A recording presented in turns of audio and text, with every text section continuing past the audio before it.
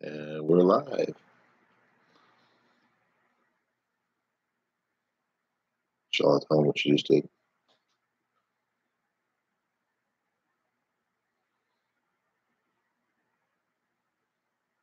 Oh, that's going down. What's up? My quality on this doesn't look very good. Hopefully, it looks good on y'all's end. It's just this camera.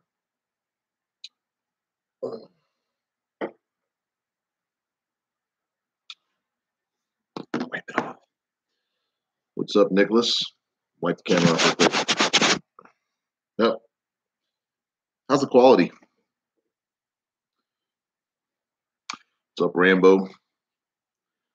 How many times can I bench 225? I haven't tested it in a while.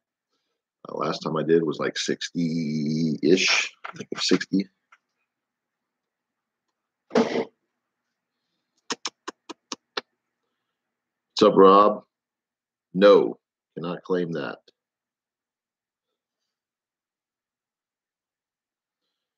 So hopefully you guys saw the exciting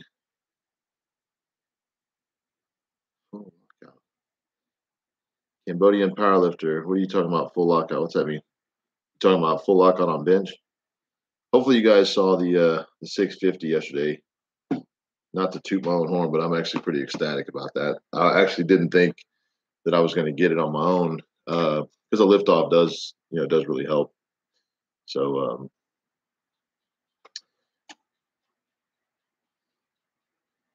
full lockout 225 bench. Yes. Yeah. In fact, I don't know how you can get more when you're not fully locked out, unless you're just really doing shitty reps. Because I know when I don't full lock out, I don't allow my pecs to disengage enough to where I'm actually able to kind of get a rest. Basically it's like half squats. I know you can move more weight for one rep, but when you're doing a lot of reps and you're hitting that quad the whole time, I don't understand how that's easier than doing full range. Of course, you have to have the flexibility to do full range as well, and your muscles got to be able to have to be used to doing full range of motion. So I guess I can understand if you're not training for that and you're training short range, and it's going to be a little easier for you. Let's see, what age did I start lifting? Technically, I mean, I've lifted my whole life. I just haven't been in a heavy capacity. When I was a freshman in high school, I was 14, swam for all my high school years. We'd go to the weight room.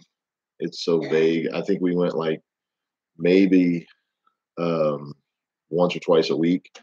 I think the max that I ever worked up to on bench as a 180-pound freshman, or 100, I was probably less than 170-pound freshman, was 200. Never worked any higher than that. At least I don't remember doing any higher than that. I don't remember hitting anything over 200 pounds until I was over 20 years old, and I was still a swimmer. And I did a test when I was 25, and I got 300, and I was right around 200 body weight when I did that. I may have been 195 or 190, and I thought that was really, really good. I didn't know it was compared to anybody else. I just didn't know. I can tell you, my coach at the time was pretty swole, and he used to be a power lifter back in the 70s, the AAU days, and he did 450 in a bench competition. And that particular day, as soon as I did 300, he did 405 and put me to shame.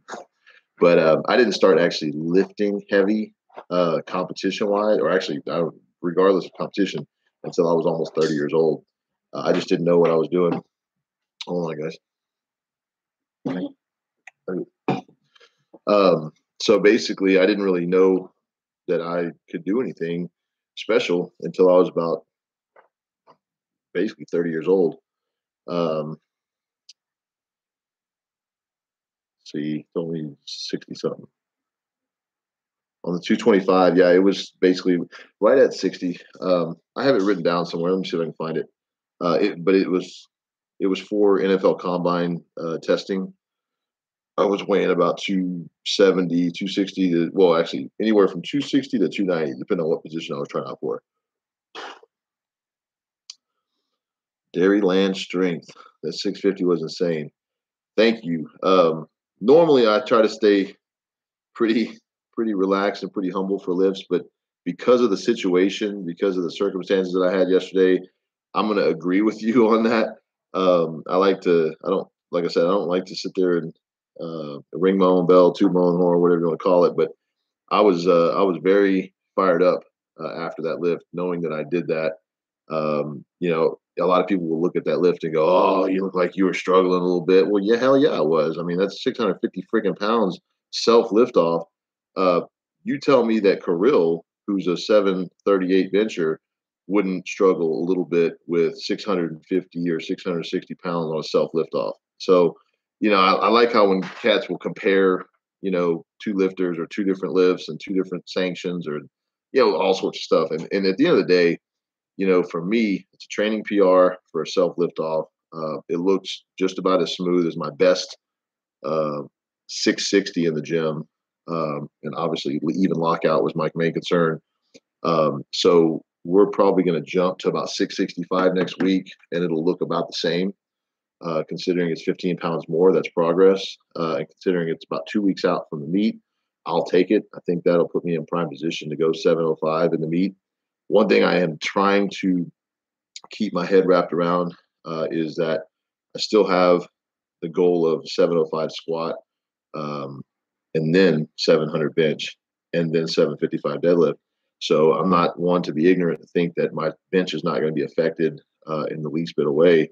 There's going to be some fatigue to deal with, but that's what I'm going to have to deal with on meet day, and I'm excited to try that out and see what happens. And to let you guys know, I do have a backup plan. I always have a backup plan just because you never know what's going to happen. Meet day could just go crappy, and hell, you could bomb out on squats. Nobody wants to jinx themselves, but things can happen.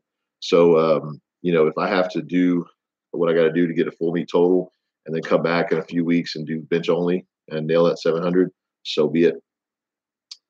Let's see.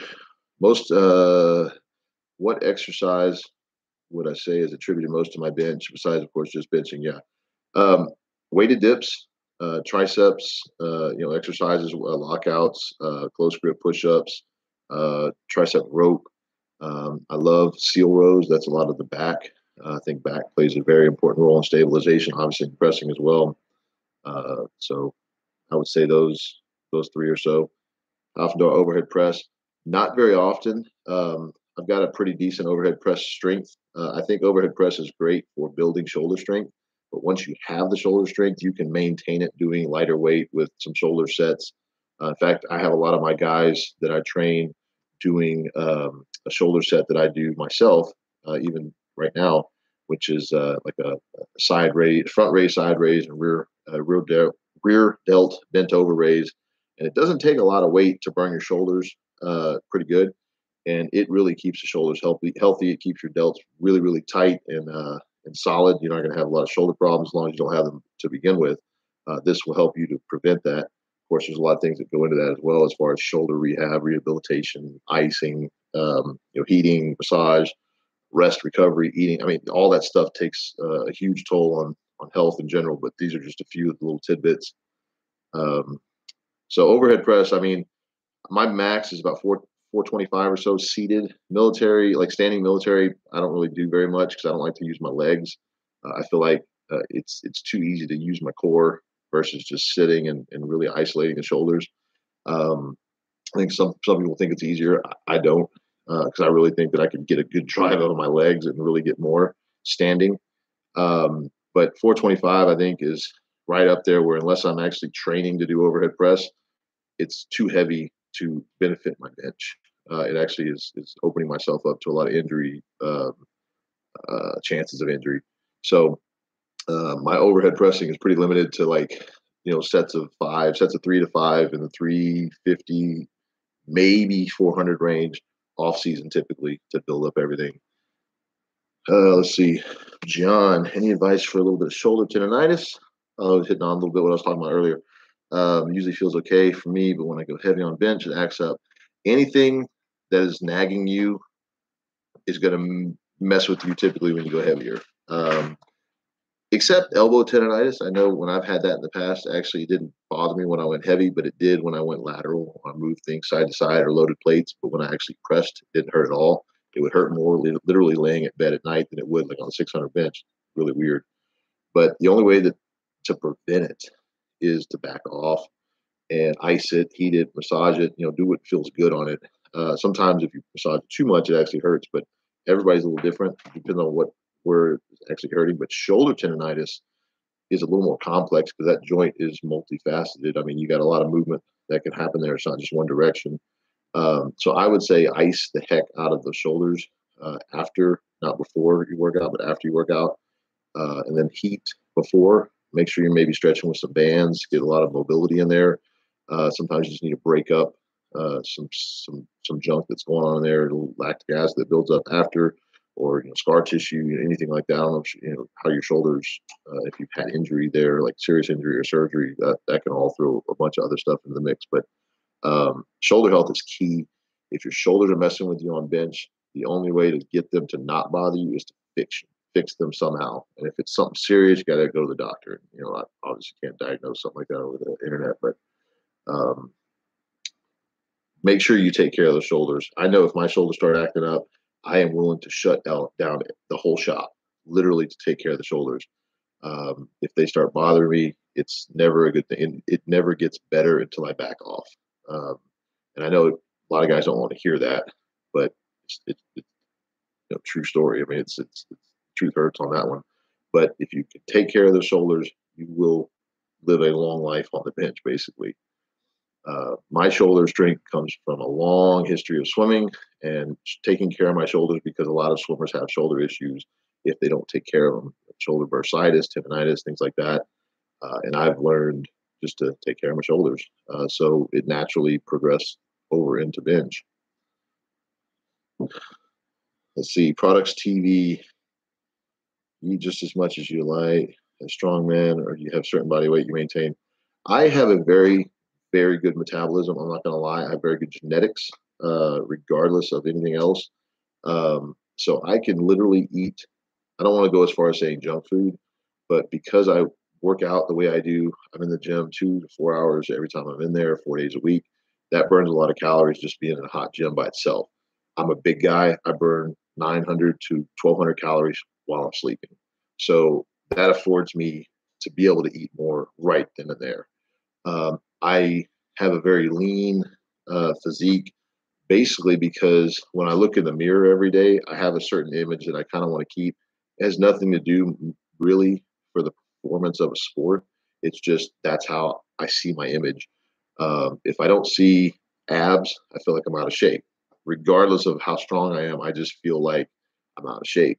And so I've actually noticed that mentally I am stronger, which transfers physically to a certain degree. I mean, obviously, I can't go down and be like shredded and be as strong as I am when I am, 290, but a few pounds here and there is mostly water weight. So, and abs, obviously, everybody knows that they're not made in the gym; they're made in the kitchen. So, if you're able to burn more calories than you make and keep the fat off of your obliques and your midsection, you're going to have abs. But I mean, typically, and I write this down because I say this a lot, but my typical day, let's just put it this way: this morning is a typical day. I woke up, had 2 Jimmy Dean sandwiches, which are a little higher in cholesterol than most health freaks would like, but I don't have a lot of junk outside of that, so I think it kind of allows me to do that. And I have my blood work done pretty much every 6 months, so I know that my cholesterol levels are not in the red. I'm not high blood pressure, things like that. So, and I'm 37, so I'm not getting any younger, but I'm also not dealing with a lot of health issues. So if I was, I would definitely want to curb that with eating healthier than I am now. So I don't claim to eat super, super healthy, but my typical day is a couple Jimmy Dean sandwiches. If I'm not working out that day, sometimes I won't eat that many. I'll just eat one, maybe a big glass of chocolate milk, 16 ounces or something like that. I typically eat 3 main meals a day. I don't snack throughout the day too much unless I'm just something's around and I grab it. Lunch, let's say today I had all you can eat sushi. So I had actually a pretty decent sized lunch. Probably had about 30-ish pieces of sushi. I don't even know the calorie count. If I had to guess, I'd probably say sushi lunch was probably around 1,500-ish calories. I drank soda for lunch. I'm not real horrible on that. I drink a couple soda waters here and there, but I do drink water when I'm thirsty throughout the day. In fact, drinking water right now. Um, just whenever I'm thirsty, when I'm kind of hungry. If I feel hungry between meals, I'll grab a snack, and that could be anywhere from a donut, a couple donuts, or some crackers, or um, beef jerky. Just whatever I've got at hand, a cookie laying around, something like that, maybe a fry. I mean, I'm not too concerned about it. And dinner tonight, I had filet mignon fajitas, so I had pretty high quality beef with all the fixings, cheese, refried beans, rice. I had actually a couple Cokes, and then I got rid of that. Got a couple sweet teas. So the sugar intake, I got that. And I'm actually thinking about today of fueling up for tomorrow because I've got a heavy 700 squat that's on the agenda. So, I'm already thinking about stuff like that. But that's a typical day.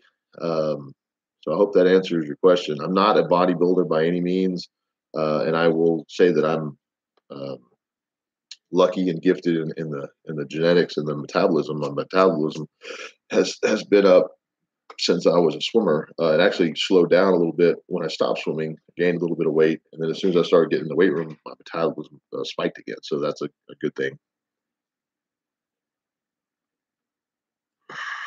And my body weight typically, I mean, right now it's hovering around like I wake up 290, maybe a few pounds one direction or the other. This morning I actually woke up a little lighter. I was like 286, but it's no big deal. It's mostly just water weight. Um, been bitched for almost 2 years. Let's see. Close like you, I'm guessing it's close grip. Perfect, no problem, but often hyperextend wrists when I touch my chest. Sometimes tend to change my touching. Um, that's a tough call. I mean, if you're hyperextending your wrist, you may be too close. I don't know how close you are. I am 19 inches from index finger to index finger. If I go too much closer, it's almost like it's diminishing returns. I'm not going to get any stronger going closer. I get I actually get a heck of a lot more pop off the chest, just an inch wider than my close grip. And it just depends on how training's going. If I'm starting to feel like my triceps are burning out a little bit, I've been hitting them pretty hard, I go a little wider. When I do band work, I go a little bit wider to make sure that I'm really going to get popping off the chest to get that speed. But I'm pretty versatile. I don't have to go the same grip all the time. I just go basically off the feel. I want my pecs out of the mix. I don't want any problems with the pecs. And I don't feel like the strength that would come from the pecs is worth the injury that I could get potentially from using them too much. So I'm willing to get a little closer, lose a little bit of the top end strength to make it up with some speed. Thoughts on cutting? Slowly gaining more weight in the years, is looking losing about 20 pounds, nervous about the strength advice. I am not going to be the one to ask about cutting. I have done it one time, just enough to say I've done it and have a little experience just to help, maybe if some advice needs to be handed out. This was back Nationals, USPA Nationals in 2016. And I did not need to cut for any kind of weight. I just did it as an experiment. I was 288 and I cut down to 275. Actually, I went down to about 272 in about a week. And it was a water cut. Basically, did a lot of water loading, meaning I drank up to 3 gallons of water a day for several days, like 5 or 6 days. Then I cut the water intake back. I actually was doing sodium intake as well. And it was purely water. So I just loaded myself with water and then peed every freaking 15 minutes the last few days. And I basically pissed out water weight. So I didn't lose any strength like that. I didn't have any problems with dehydration. I literally weighed in and then I drank some water just in Pedialyte just to get my weight back up. It wasn't for a record of any type. I did pretty well at that meet. I think that was one of the meets I was trying to get 600 on bench and I didn't quite get it. Very, very close to it. I did have a good day with squat, deadlift on that particular meet. Not now. Those are pretty low numbers for me now, but it was PRs at the time. So unless you're cutting for a record, and I mean something that means a lot to you, not just a federation record or even a federation world record. I mean, if that means a heck of a lot to you, then go for it. But there's too many different types of records out there, and really, I'm not going to cut unless it's a few pounds. Honestly, even for a world record, let's say after this meet, let's say I have a perfect meet and everything goes well, and I'm 289 at the meet, and then somebody says, "Hey, there's a money meet. If you cut down to 275, get the all-time world record for bench. 275 will pay you 10 grand." Well, for me to lose 13 pounds ish, somewhere there, 14 pounds, it's water for me. So yeah, I'll just basically cut back some of the extra calories, maybe an extra portion here or there, but I'm not going to do a hard cut for it. I don't need to. Now, if I was like 300 pounds and you get 275, that would be a hard cut.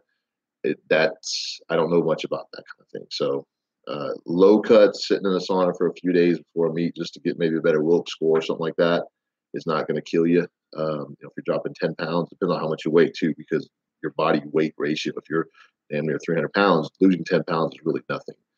Losing even 20 pounds is probably not much if you're doing it over time, a couple weeks out. If you're 180 pounds trying to lose 20 pounds, that's considerably more percentage of your body weight.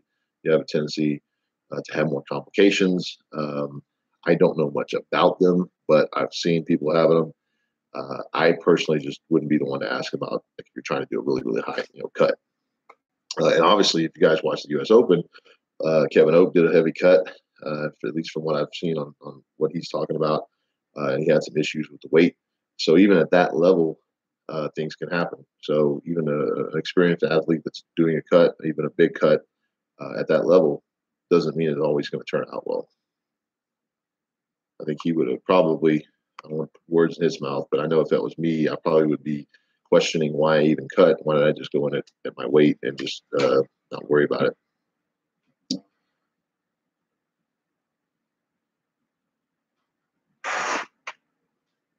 Read a couple.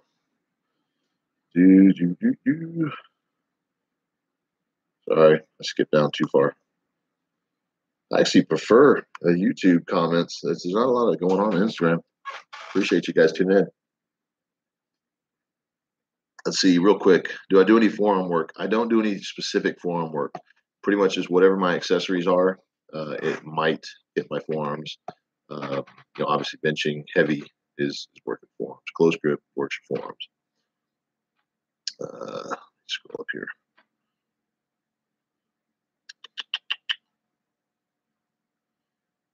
Oh, I was on the right question. My goodness. Okay. I thought I was off.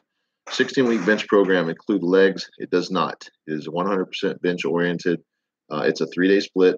It includes one heavy chest day, one speed chest day, basically the bench day. And then the third day is typically shoulder work. And all days include accessories. The 16 weeks is divided up into 8 weeks. So you have an 8-week hypertrophy phase where you're tearing down the muscle a little bit, you're building up base, and then an 8-week strength phase. It's a very abbreviated version of what I do because obviously one size doesn't fit all. You can't take my workout and just do it and get results. But it's something that I've used for years before I was even in powerlifting. I know it works. I've got 150 guys or so that have purchased it. I try to stay in touch with every single one of them.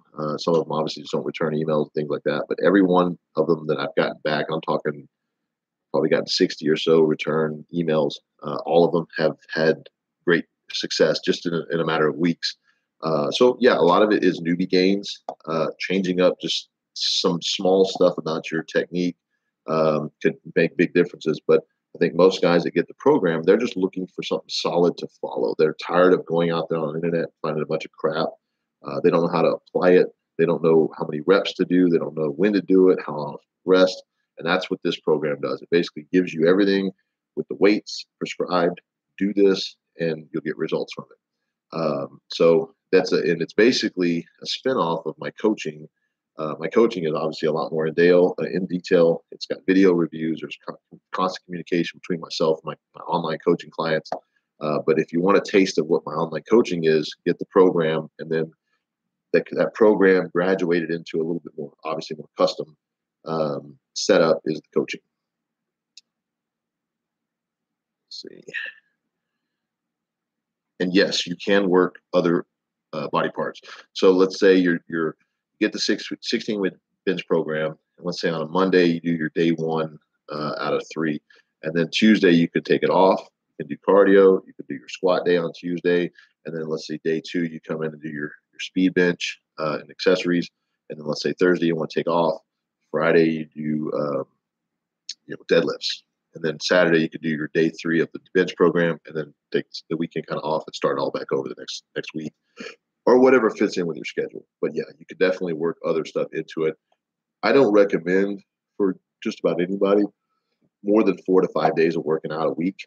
More than that, and you're just in the gym, pretty much wasting time. I think you can get more done spending a little more time in the gym, less times a week, and let your body rest and recover and mentally focus on other stuff other than just being in the gym.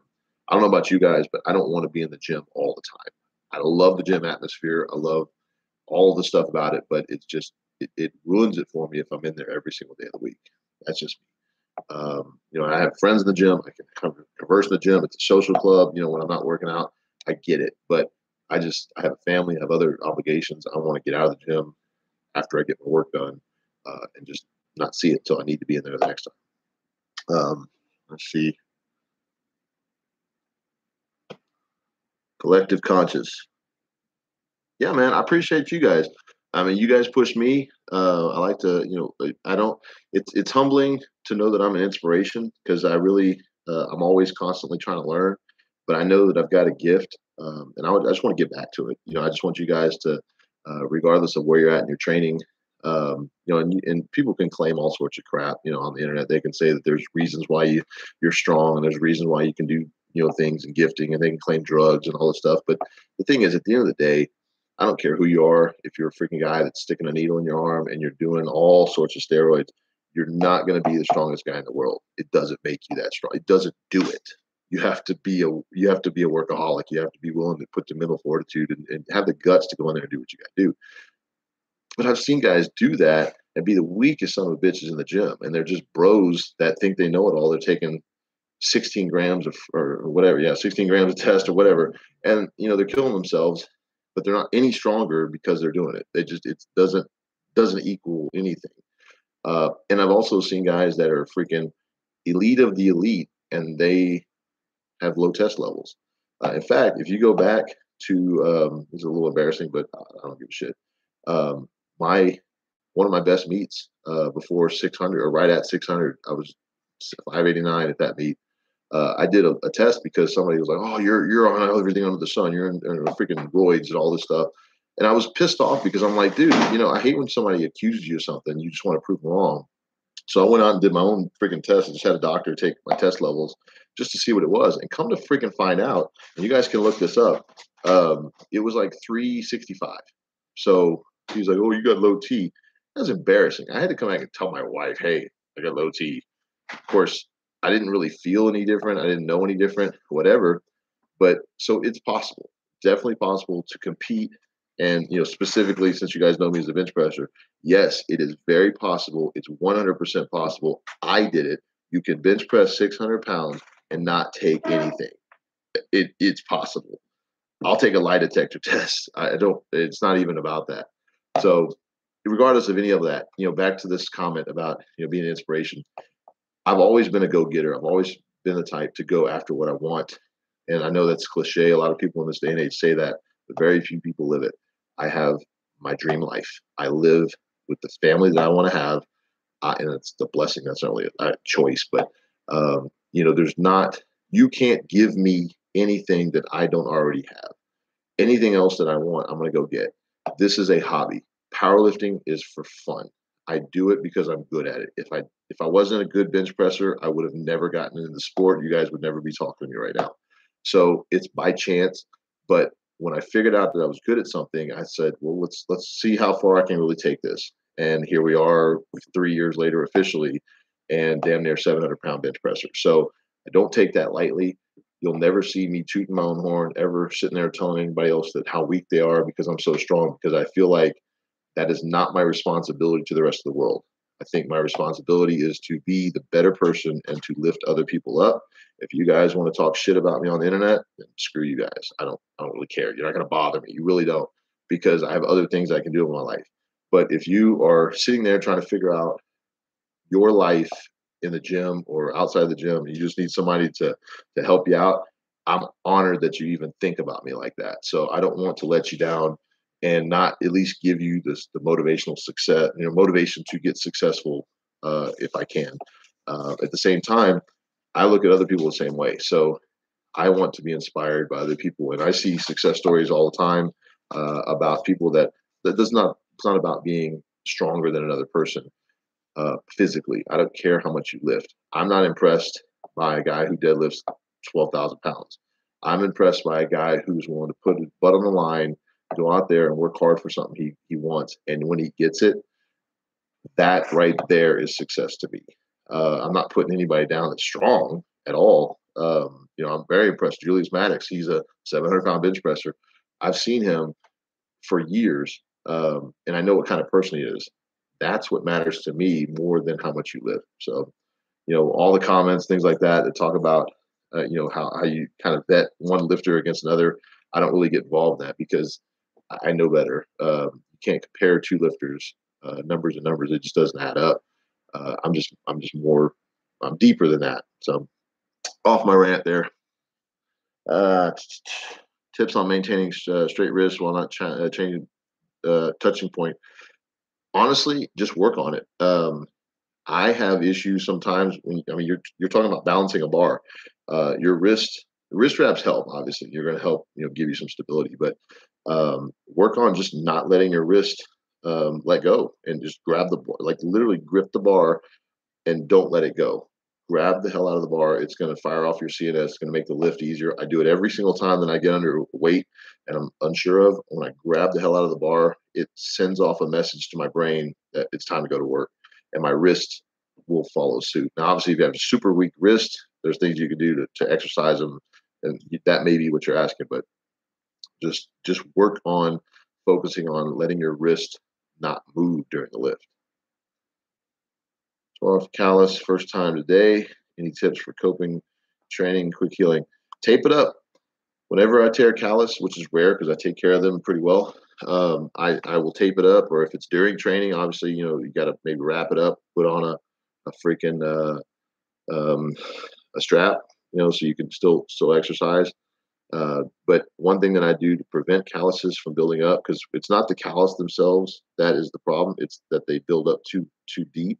And so you'll actually, that's not pretty smooth right now, but like these bumps, they'll grow out more. So, if your callus is like there, it's fine. But if it goes out here, that bar is going to grab it and tear it off. So every time I get in the shower, I've got a little pumice stone, basically. It's just a harder kind of a rock. We'll just look up pumice stone, and like $2 or something at the store. And I just scrub my calluses just to take off that extra dead skin. And then when I get out, I've either got some working hands, like ointment. I've got hand armor chalk, hand salve. I've got bar butter. I mean, I've got like 3 different things that I could put on there, and sometimes let's change it up and just leave that on overnight, and it just softens up that skin, so it's not, it's not baby soft, but you definitely don't want it rough and all the time. Rough hands are manly, ha ha ha, whatever, but the wife always doesn't always appreciate a rough callus. So that's a good tell. If they start scratching her on the back, I know I'll probably need to scrub them down a little bit, but I don't have problems tearing calluses deadlifts. So something to think about. What do you think about going to US Open next year? Yeah, I'd like to give it a shot. I didn't feel comfortable going this year because I just feel like um, I don't have a full meet number. I mean, my official full meet number right now is 1836. So I wasn't planning on being peaked 3 weeks earlier than I'm planning on being peaked this time around. I mean, that does matter. I'm looking to put together 2165, which I think would be a pretty darn good number in the open. It wouldn't have won anything, even on weight or Wilks or anything like that. But if I'm going to go to the open, I want to go there and win it. And I think I could make up 100 pounds on the total and put up a darn good. I mean, hell, that'd be 2290 And if I did that 308, I could damn near get up there and get some money. Basically, if I did 2290, that would match what Larry Wills did at 308 this year. Um, I'm roughly within 10 pounds. If I had to cut, I could do that. We'll see. I'm just playing it by ear. My main concern right now is 700-pound bench press. I wanted to do a full meet to take my mind off of bench only training, been able to keep my bench right out where it's at. So it's really just to keep me entertained, keep me from getting bored with the full meet training. But it's also to prove a point that I'm not just a bench only guy, that I've got leg strength, and we'll put it up on the platform and let it speak for itself. I bench only once a week because when I touch, well, for example, yesterday, 650, I'm still fried. I'm still cramping today, which is weird because normally I don't the second day after, but it could be, a lot of factors. I did some band work and some accessory work afterwards that really taxed everything. You guys only saw the 650 that I posted up. But on the recap, you'll see, I did 3 sets of 500 for doubles. It's a speed rep, so too crazy heavy. But then right after that, I strapped on some bands, which add about 130 pounds of resistance, and did a 410 set of 460 and then a set of 495, which brought it up to about 628 or so. And those bands are not very forgiving. I like them a lot, but they really, really tax the muscles and they fire off a lot of that fast twitch fiber that needs to fire off. And that really helps, obviously helped from last week's 640 that was kind of sluggish and a little out of the groove to 650 with no lift off this week being a lot faster than 640 was. So look for next week 660, 665 to be, moving. So when I bench like that, though, it takes me 3 to 4 days minimum to recover. And I just don't have enough days in the week to be able to do my split like I do in bench twice. And I've gotten great success from benching once and actually squatting once and deadlifting once heavy. So do what works for you. I've got some guys that I coach that bench twice a week and they do really, really good. And they're in the 500 club. So it's not that heavy, of course, there's a big difference between 600 and 500, but it's all customized. So it's not one size fits all. Let's see. Where were my bench numbers at before I started training smart programming? I was at a touch and go 555. I went for 575. I wouldn't say it's heavily spotted, but it definitely was not paused. None of them were paused. In fact, I didn't pause anything before I started powerlifting. But I got up to a 605, really, really heavy spotted. I say heavy spotted. Hands were on the bar, maybe 5 pounds worth of help. I mean, it's not like he was grabbing the bar, deadlifting it off me, but it wouldn't have been anywhere near. It's a YouTube lift, basically. So strength level, I was able to handle 600 pounds, just not the way I do now. Now I can throw 600 pounds around like it's a joke. It's funny, but it's humbling. And I don't say that with any cockiness. I swear. It's just I remember the days when, in fact, even when I was warming up yesterday, 315 felt like 315. It never gets lighter. It's always the same amount of weight. It's just how your body responds to it. Just like now, I walk out 500 pounds on squat, my body still goes, oh, 500 freaking pounds. But when I put 600 pounds on there, my body still does that, but it knows, shit, this is a lot of weight. Let's go with this. And now that I've doubled it at, no big deal. I mean, it's officially my meet PR, which is very humbling. And I'll walk out 765 tomorrow on squat, and I'm sure that will feel like a freaking ton on my back. But I remember, the way every weight felt. It's not like I'm so far disconnected from when I did a 200 bench, when I did a 300 bench, when I did 315 bench, 405 bench. And it's not like it was yesterday, it was 10 years ago. So there's some time that's progressed. People think I just did it overnight, but I worked up to a 600 bench on my own back in 2012, and it took me damn near 7 or 5 years to officially put it on the board in a powerlifting meet. So it's not like it happens overnight. Touch and go is a big, big difference. I think having more fat. Let's see. Not sure where you're help bench more. No, I think fat does not do anything for your bench. I think if you're bigger, but you can't just get fat and have your bench go up. I mean, if you have more mass, you have more, obviously more, less space for the bar to move because you're not having to lower it down as far. Your mass itself, as long as you have muscle behind it, is going to move some more weight. Your girth in general is going to help you. But if I weigh 295 right now, or I'm sorry, 295. I weigh 290 right now, rough, plus or minus 5. If I gain 50 pounds of fat, you're not going to see my bench go up. I just don't see that happening.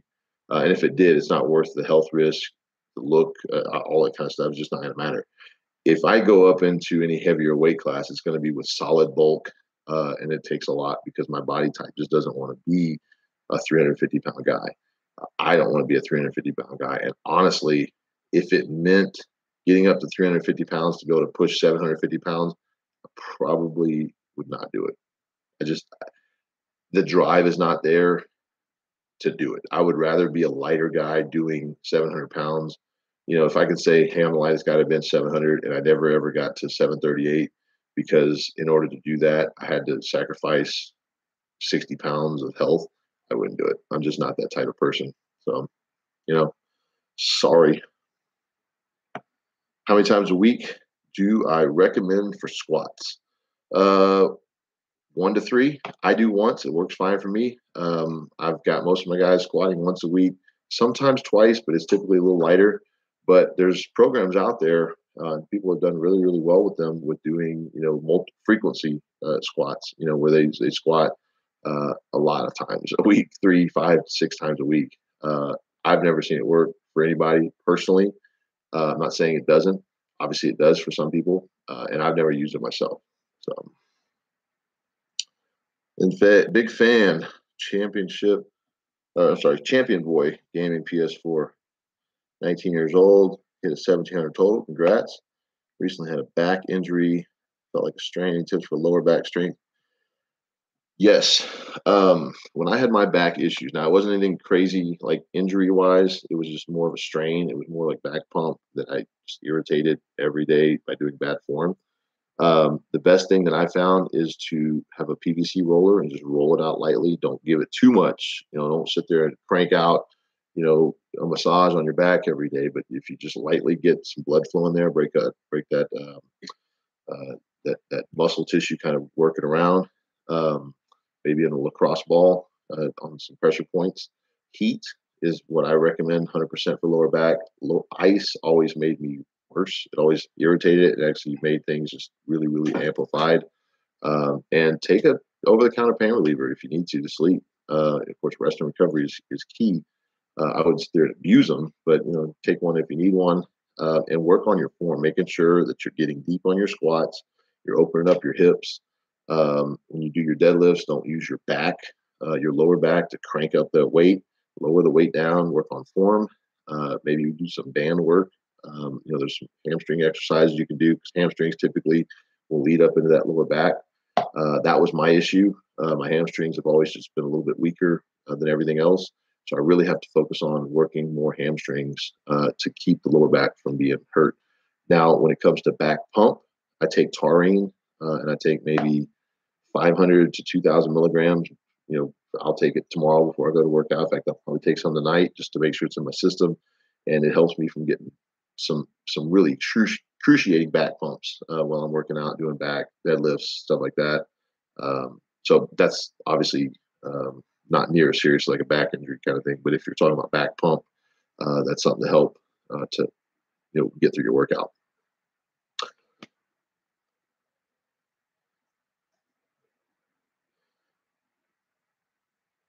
I don't know you as a bench presser. Cool. That'll work. I'm starting to turn the tables. People are knowing me for other stuff than bench pressing. That's cool. Not that I really care. It's just I know a lot of bench only guys that, they're in that bubble, and do what you want. I mean, I don't really care for the bench only title anymore. I used to not really care too much about any of that stuff, but do your own thing. Any advice to increase squat more, just like when you want to increase bench more. Bench with good technique. Learn, get with somebody that you can work out with, who's stronger than you. If you can't, then obviously, there's some things But work on form more than anything before you go up in weight. Accessory work, I say, is 75% of progress. If you're not doing accessory work, which I know a lot of guys will just go in and bench and they walk out the gym, that's huge for my success on bench. I will do about an hour or so worth of flat bench because most of the time I'm just trying to work up to my numbers. And then after I get to those numbers, the rest of the time, 2 to 3 hours, is all accessory work. Tricep work, back, flies, pec, close grip, bands, um, biceps, triceps, shoulders. I mean, all that stuff matters. So work on your accessory work. Oh, I missed a bunch of stuff up here. Sorry, I missed a bunch of stuff.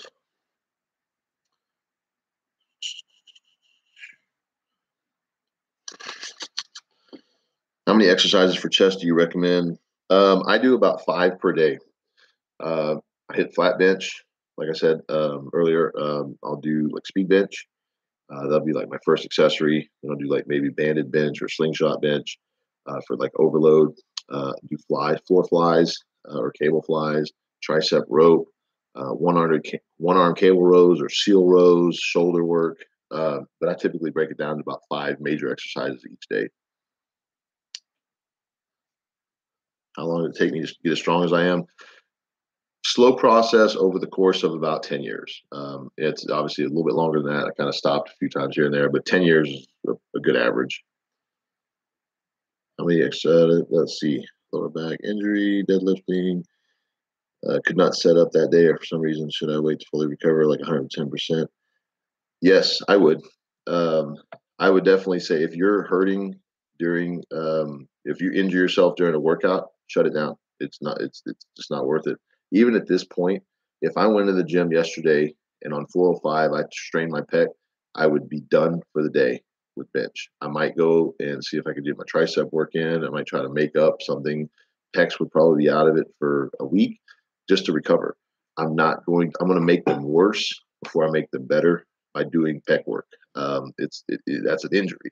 Now, if it's a strain, I can ice it. Maybe in a couple of days, come back and hit my workout or something like that. But that's just kind of playing it by ear. But honestly, when I was doing deadlifts one day last season, I strained a delt of all things, doing a warm up on deadlift, and I pretty much shut deadlifts down for about 6 weeks. Didn't even do them. Came back stronger than ever. So there's something to be said about that. I could have kept pushing it and made things worse and had an injury that keeps nagging me even to this day, but I don't. I am 50, 60 pounds heavier on deadlift and still going. So that's something to be said about that. And as far as not feeling good for the workout, that's a judgment call. Like if I'm sick, like sick, I'm not going to get a good workout in. It's going to be a waste of time for me. Luckily, I'm not sick very often at all. In fact, I think I've never missed a workout because I was sick. I just luck of the draw, but I don't get sick maybe more than once a year, and it's mostly sinuses. It doesn't bother me for a workout. But if I got like a stomach flu, yeah, I'd be staying home regardless, especially on a squat day. I crap all over the squat rack. Um, but when it comes to just not feeling motivated, that's a whole different. That's in your mind. I didn't feel motivated yesterday very much, and I came out with a PR. I didn't feel motivated on deadlifts last Saturday. Came out with a PR.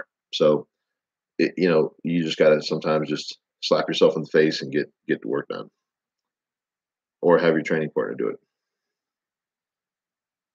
Opinion on Wilks: some lifters love it, some others hate it. I'm not a real big fan of Wilks. I'll play the game. If there's money on the line, I want to go into a meet and try to get Wilks. Um, but when somebody says, I mean, because you've got to have a way, and I don't think it's Wilks, but you've got to have a way to be able to, for people to understand how strong somebody is compared to somebody else. And it's not as easy as saying, well, this person's lighter than more weight. There's a lot more factors involved, and I don't think a Wilks score can factor that in. Plus, it does favor, weight on that. So it's not fair, to say that a guy who's, this is probably all the math is all wrong with this, but I'm just trying to give an example. But, a 100-pound guy who's benching 400 is more impressive than a guy who's 300 benching 700. Weight for weight, sure, it's more impressive, but everybody wants to see a 700-pound bench presser. That's when you're talking apples and apples, it's not the same. So I don't think it will ever be cut and dry like people are thinking that it will be. But for the sake of having a meet and trying to compare who's the best lifter, I don't know how much better we can get. We're talking about math formulas here, and luckily I understand that, but it's I think it's all up for, in my own opinion, I think it's all up for kind of your own personal interpretation of what strong is, you know, without starting too much drama. You feel like your bench has suffered any? Seriously, focus on 3 lifts, still the beast. If you would have asked me that 2 weeks ago, I would have said yes. I would have been concerned because we haven't been ramping up the bench as fast as I would like. I was actually expecting to go, from 610 for 3, or so, I'm sorry, 610 for 2 to like 620 for 2, and then 630 for 2, and then start singling out at 640, 650, 660. And we just kind of skipped over what we did last training cycle and went straight to 640 after 610 for 2. And that's why you saw 610 for 2 was freaking amazing. Took a deload, which is normal. Came back and my strength was there, but it's like I'm not used to handling 640 pounds. It's been 9 weeks since I handled 672 in the meet or handled 702. My body just was kind of shocked with that.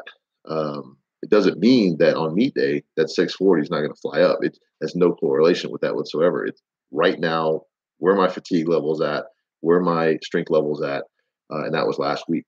Obviously, big difference between last week's lift and this week's lift, and that's just 1 week. So you add 2 more weeks to that, take off the fatigue, and I think we're going to be in a prime spot for bench strength to be there. Now, with that said, I'm not ignorant to think that doing a squat before my bench on a meet day is not going to take away some of my strength. So I've got my meet day protocol ready to go. Calories that day, rest, making sure that I don't do any extra energy. See cats running around during the meet, talking to people. You will see me in the corner with my headphones on, almost asleep between squat and bench to save 100% energy for the bench. And I'm going to treat after my squat is over. At that point in time, my mindset is going to literally change to a bench only meet. I'm in the meet. I've got my squat. Now it's time to do a bench only meet and forget the deadlift is even going to exist. So it won't affect how my pool is going to go. Because if I have to, I'll give up a 2160 total to get a 700 bench and pull 600 just to round out the total if I don't think anything's going to be there for a deadlift. So that's not the priority. But that's my backup plan. But honestly, I think that doing heavy squats and heavy deadlifts, I am not near my potential, and I'm not even near my potential at this point in time, not necessarily 2 years from now or a year from now in training. I just think that my body frame can squat damn near 800 pounds right now. I just haven't held it, so I'm a little afraid of it, to be honest. When I go to pull, I don't like pulling. It's not normal. It's not a natural thing for me. Bench is, just like pulling is natural for some people and bench is totally foreign to them. Deadlift is that way for me. So when I go to pull 700 pounds, I have to bring it. My strength is there. My body will lift it, but my mind is saying, holy crap, I don't want to do this. So I fight myself on deadlift. And there's been a lot of times in training, not necessarily now or recently, but a year and a half ago, I'll go, for a 6 set of 650 for 2. I'll go to try to yank it off the ground 4 or 5 times and yell and scream and try to get it up, walk around the block, come back, pull it twice like it's an RPE freaking 6. It's a mental thing with me. Strength has always been there to pull something crazy. So yes, if I was squatting 800 right now, deadlifting 900, it would definitely affect my bench strength majorly. Do I think where I'm at right now in my training cycle with my squat and my bench, deadlift, if it's affecting bench? No. If it is, it's not very much at all. My strength level at the last meet was obviously officially at a 672. My bro strength, if you want to call it, was a 690. I think I could have cleanly benched 690, had no problems with that. 702 just wasn't there for the last meet. So in my mind, I'm justifying things in the gym where I train as if my bench is at a 690 and I'm trying to make up 10 pounds or 12 pounds or whatever. So I need to add a bunch of weight to my squat, a bunch of weight to my deadlift, and bench seems to be the last one on the list to add a little bit of weight to at the very end. That's exactly what we're doing. So I think I know we're right on schedule to do what we need to do. So pretty excited. While descending on bench, should we keep the load on the triceps or load it on the lats? Don't break it down that much. Keep everything engaged. Let your body progress through what needs to be progressed through. So literally, your triceps are obviously holding a lot of the weight at the top. And as you get closer to your chest, your triceps are letting up a little bit. Your pecs are taking over. Your back's taking over. Let that all happen automatically, and it happens through repetition. You don't need to think about what's going on. You don't need to tell which muscle to fire off. You do it enough, your body's going to do what it needs to do. My style of benching has progressed to the point to where I will ease it down and then drop it. Excuse me. Not necessarily drop it, but controlled descent to load that stretch reflex as quickly as possible. I don't want to be under the weight any longer than I have to. It is not a descent, reckless descent. It is there for speed purposes. I've kind of taken a little stuff that Jeremy Hornscher's done and kind of adapted it to my own lift. Now, the one thing about doing it fast or faster is that there's a little bit less room for error on putting it in the right spot. But same can be said, you can use up more energy by steadily putting it down slowly. You're using up more energy because your time under the bar is increased to put it in the right spot, but then you don't have enough energy to pop it off your chest. So I think you can go both ways. You just have to use what works for you. I know a lot of guys, I can coach a lot of guys that have a very, very slow descent, and it works for them. Now, could they add more if they did a fast descent? Not necessarily. But don't think about which muscles are firing off. Train all the muscles that you need for the bench. What you should focus on are your weaker ones. So if you're not able to lock it out as fast as you or as strong as you can get it off your chest, then work your triceps more, not only your triceps. If you're not able to get it off your chest as fast as you'd like, or you get stuck right at the midpoint, work your pecs, work on some dead presses in that area, and work specificity because it will change over time. Injury risk aside, do you think could bench more if you widen out your grip? I'm going to say no. I get where you're going with that, and I've actually considered it, but there is a very, very unique form that I have with tricep engagement. That mind muscle connection that I'm able to fire off almost as a shoulder press, obviously laying, where I use my arms as pistons and not as rubber bands, I guess is a better way. So like, let's say, for example, back up a little bit. So when you're typically benching, your arms are basically coming down and you're almost, I guess, imagine a bear hug. That stretching is more like a rubber band motion. And that's how most people bench when they bench wide. The way that I'm thinking about benching in my head and what works is that I literally just focus on a straight line, straight down and straight up. And it's pistons. It's just working on literally two pistons that drop and press the weight straight back up versus like a lever that's doing this, like your arms, if you're your wider grip. That's what I'm thinking when I'm benching. So I'm literally thinking load the shoulders, load the traps, and just fire off. Now, don't take that exact or, take it with a grain of salt because I'm not literally doing that exercise. But in my mind, I'm thinking I'm literally pressing straight up, straight down. I'm not worrying about stretching the pecs out or anything like that. It works for me. Let's see. Long-term goals powerlifting, I don't have any. I really don't, which is weird because normally I do have some long-term goals. I'm really just working on here and now. 2165 or 21 total, 2100 total, 700 bench, and we'll adjust as necessary if that doesn't happen. If it does happen, then I will quickly assess where my motivation is and figure it out from there, to be honest.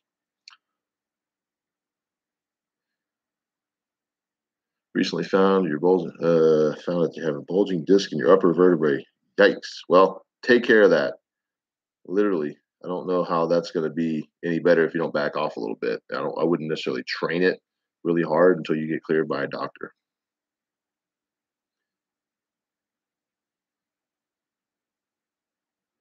And no, I've never been injured in a way. Well, I have been injured in a way, but I didn't train around it. I didn't train at all with it. Like I said earlier in the program, basically last before I was tapering down for the 672 meet, I hurt myself on deadlifts, and I cut out deadlifts until literally about 8 weeks ago. I started deadlifting again and was hitting PRs. Um, but I didn't want to risk hurting a delt that was torn slightly when I was doing a warm up with 585 of all things. For me, that was a warm up. So I've never had to train around it because I typically shut it down. Um, how would I set up for a speed bench day? Recommend bands, change, or straight weight. Speed bench day, I typically do straight weight, something along the lines that, weight wise, that you can do, like a speed triple. Uh, let's say 3 to 4 seconds between unrack and rack and re-rack, not reps. So finish all 3 reps within 3 to 4 seconds. Do a weight that you can do that and not tax yourself out too much, and do like 3 sets of 3. I think it's probably a good weight to aim for. Rep scheme to aim for with a weight that you can do that with.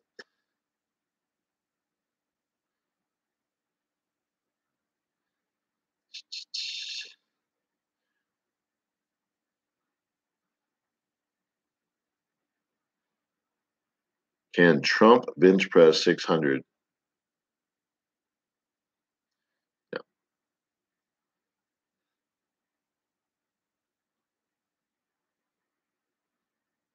Last big meet. Yuri plays first. Yes. Soft bench press versus sinking. Soft touch all day long. Um, that's just personal preference. I think it's just more impressive. But I'm not hating on anybody who does it. I mean, do what you got to do. Just like when you have really, really high arched back, McDonald's arch bench. Do I think that's impressive? You're lifting, so I think that's impressive. But do I think that's as impressive as somebody who's doing a flat bench, power bench? No, I just don't. Just like I think it's more impressive when somebody pulls conventional than sumo. I'm not saying that you're not strong. I'm just saying it's more impressive. It's more impressive when somebody does a close grip bench versus a wide grip bench. I'm not saying this person's better. I'm just saying it's more impressive. When you do a squat, if you walk it out, it's more impressive than if you do a monolift. There's reasons for all of that, and there's reasons why you typically see people pull more, lift more, do more when they do certain things. It's because they're utilizing a technique. I'm not hating on it because that's the point of powerlifting, is that rule. But if somebody's going to outlift me, I want it to be mono and mono. I literally want it to be very, very similar body types. Of course, you don't always get that, but if somebody's going to talk trash about it, I don't want it to be just like, oh, I lifted more than you. That's it. I want it to be like, well, no, I lifted more than you, and I did it better than you. Just like coming back to that Wilks thing, I would much rather see a guy with the biggest total and the biggest Wilks, because then nobody can talk shit because you literally have all of that. That's undisputable, and that's where I like to lift, is undisputable, which is why you're not going to see me touting my total. Even if I go 2,200, I'm not going to say, oh, I got 2,200 total, because there's guys out there that kick my butt that are at 2,500. There's better guys out there. Even with 700 bench, there's more guys. There's other guys that can bench more than that. So you're never on the top. And if you are, somebody really, really close second. So humble is everything. If you get your kicks off of being the best, and that's what makes you who you are, then that's your thing. Uh, with a close grip, you don't have to bring the bar lower. No, not lower. You do travel further with the bar. Um, and close grip, you have less stability scientifically. But honestly, if you're stronger that way and you train that way, you'll have more stability.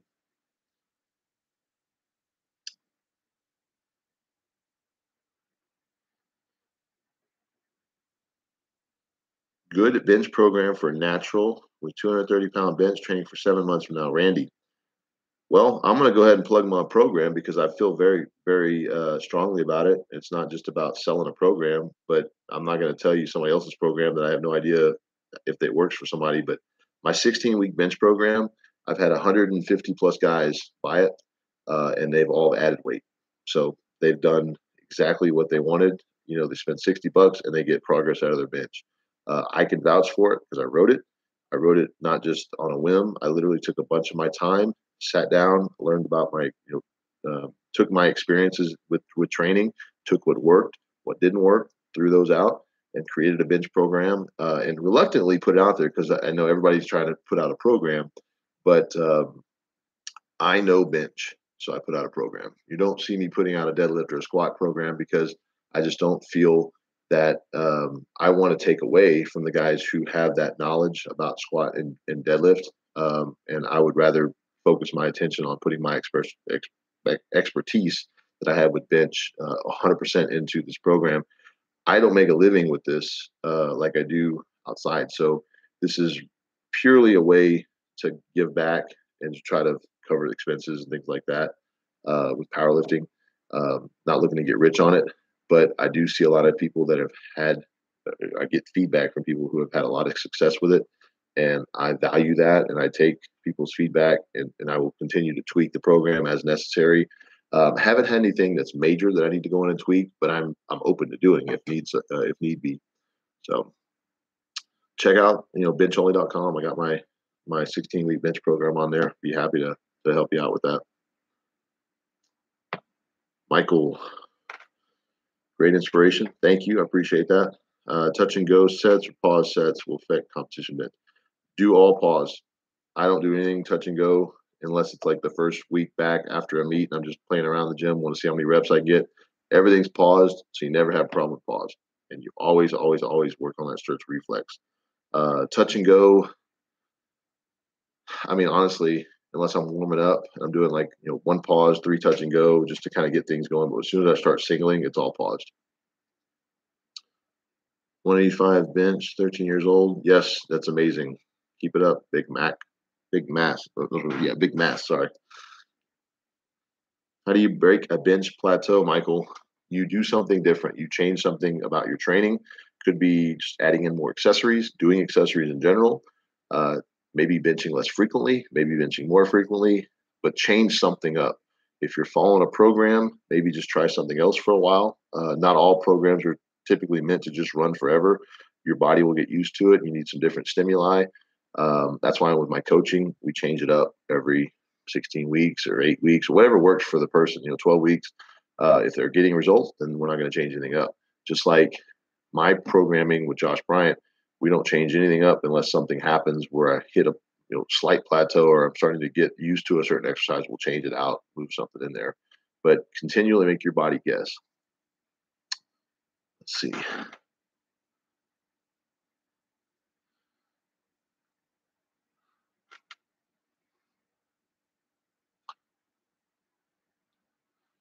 Yeah, let me know, Randy. I'd be happy to help you out. In fact, if you're on Instagram, if any of you guys are on Instagram, make sure you follow me at SwimHack, same as my YouTube username. You can always shoot me an email. I got my contact information all over YouTube, swimhack@gmail.com. But I answer DMs all the time on Instagram all day long. I will get back to you. In fact, I probably, if you message me during that day, I will message you back that same day typically. If you have any training questions or anything personal that you're wanting to ask, maybe you don't want to ask on here, or you want to ask about coaching, you want to ask about something else, hit me up, let me know, shoot me an email as well. My website's got all my contact information as well. Let's see. Talking about strength, actually strongest in my class, not boasting. We had a contest. Cool. That's a good feeling. I don't know if, well, I am now. Typically, when I walk in the gym, most of the time we're in a room. I'm the strongest guy. Bench press doesn't equal strongest guy, but in general, but I think you're in a unique position. If you're the strongest guy, use that to your advantage to not be cocky and boastful, but use it to the betterment. Make people, not make people, let people respect you for who you are and use your strength as a strength, not as a hindrance. because people see you being strong, they just want to call you an asshole. So don't be that guy. Every single bodybuilder looking guy, including myself, the way that I see myself, I assume other people are going to think that I'm an asshole because of the way I look, because I'm a bigger guy, because I'm bigger than they are. And so my instant reaction is typically to smile, because if somebody sees you're like giving them a dick face, they are going to think you're an asshole.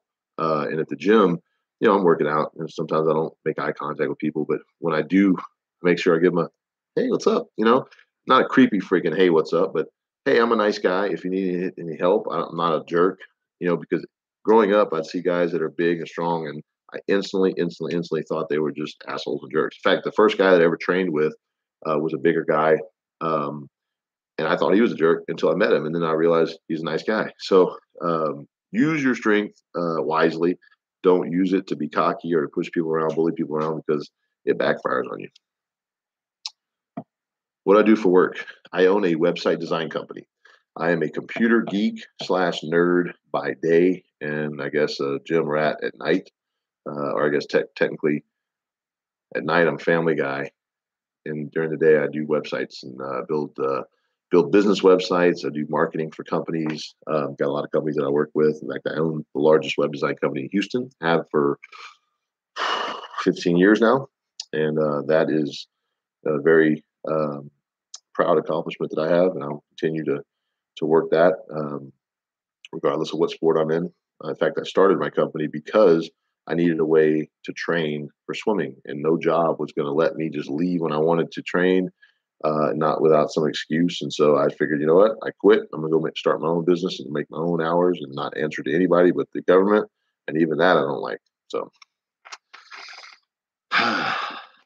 do I even lift? Bro, I don't lift. No, I don't lift, Ben.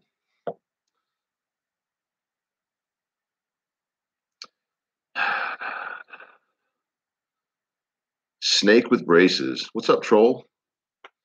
That's nasty. You wouldn't do any of that. Let's shoot you in your face first. I'm not talking about physically. Uh, Favorite powerlifters. Ed Cohen. I'm just going to leave it at one. I just like the guy. I like what he stands for. I like that he's willing to give back. There's obviously a lot of powerlifters I like, but I'm not going to go through the whole list. But first time I met Ed, I didn't even know who he was the day before I met him. When I learned who he was and I realized that he was somebody and that he was willing to talk to me who was nobody, even at the time, he didn't even know who I was. And I had a decent bench. I was getting up there close to 600. He didn't know who I was, and that was nice because I didn't know how to take the whole, hey, this guy's a 600-pound bench presser and he's such a great thing. I was lifting what I lift. It's like, I didn't want the fame, the fortune, the notoriety. I just wanted to lift and have fun with it.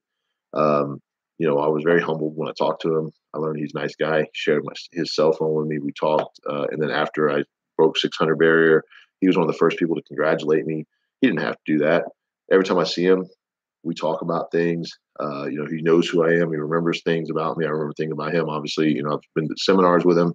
So I really like what he stands for. And I like how he trained just to get stronger for the sake of getting stronger, not for any particular goal necessarily.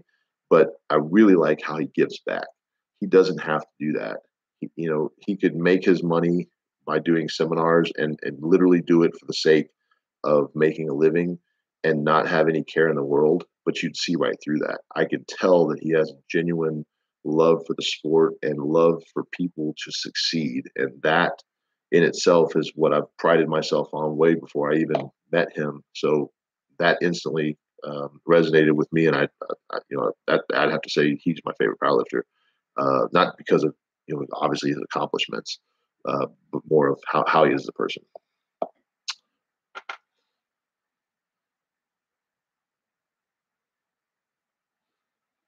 How much do I weigh? I weigh 290-ish right now.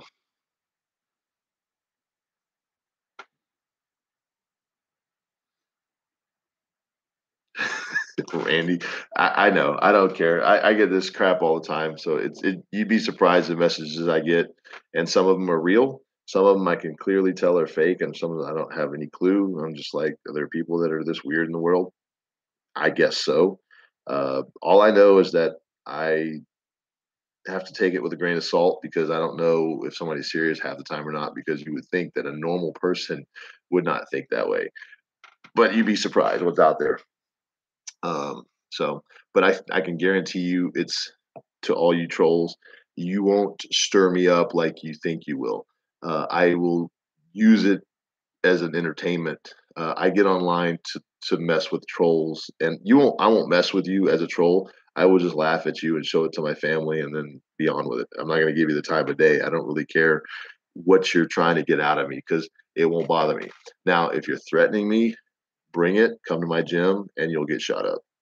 I'm just saying. I don't play that game. Former military. I'm a good old boy. Um, Muscle and size don't mean jack shit.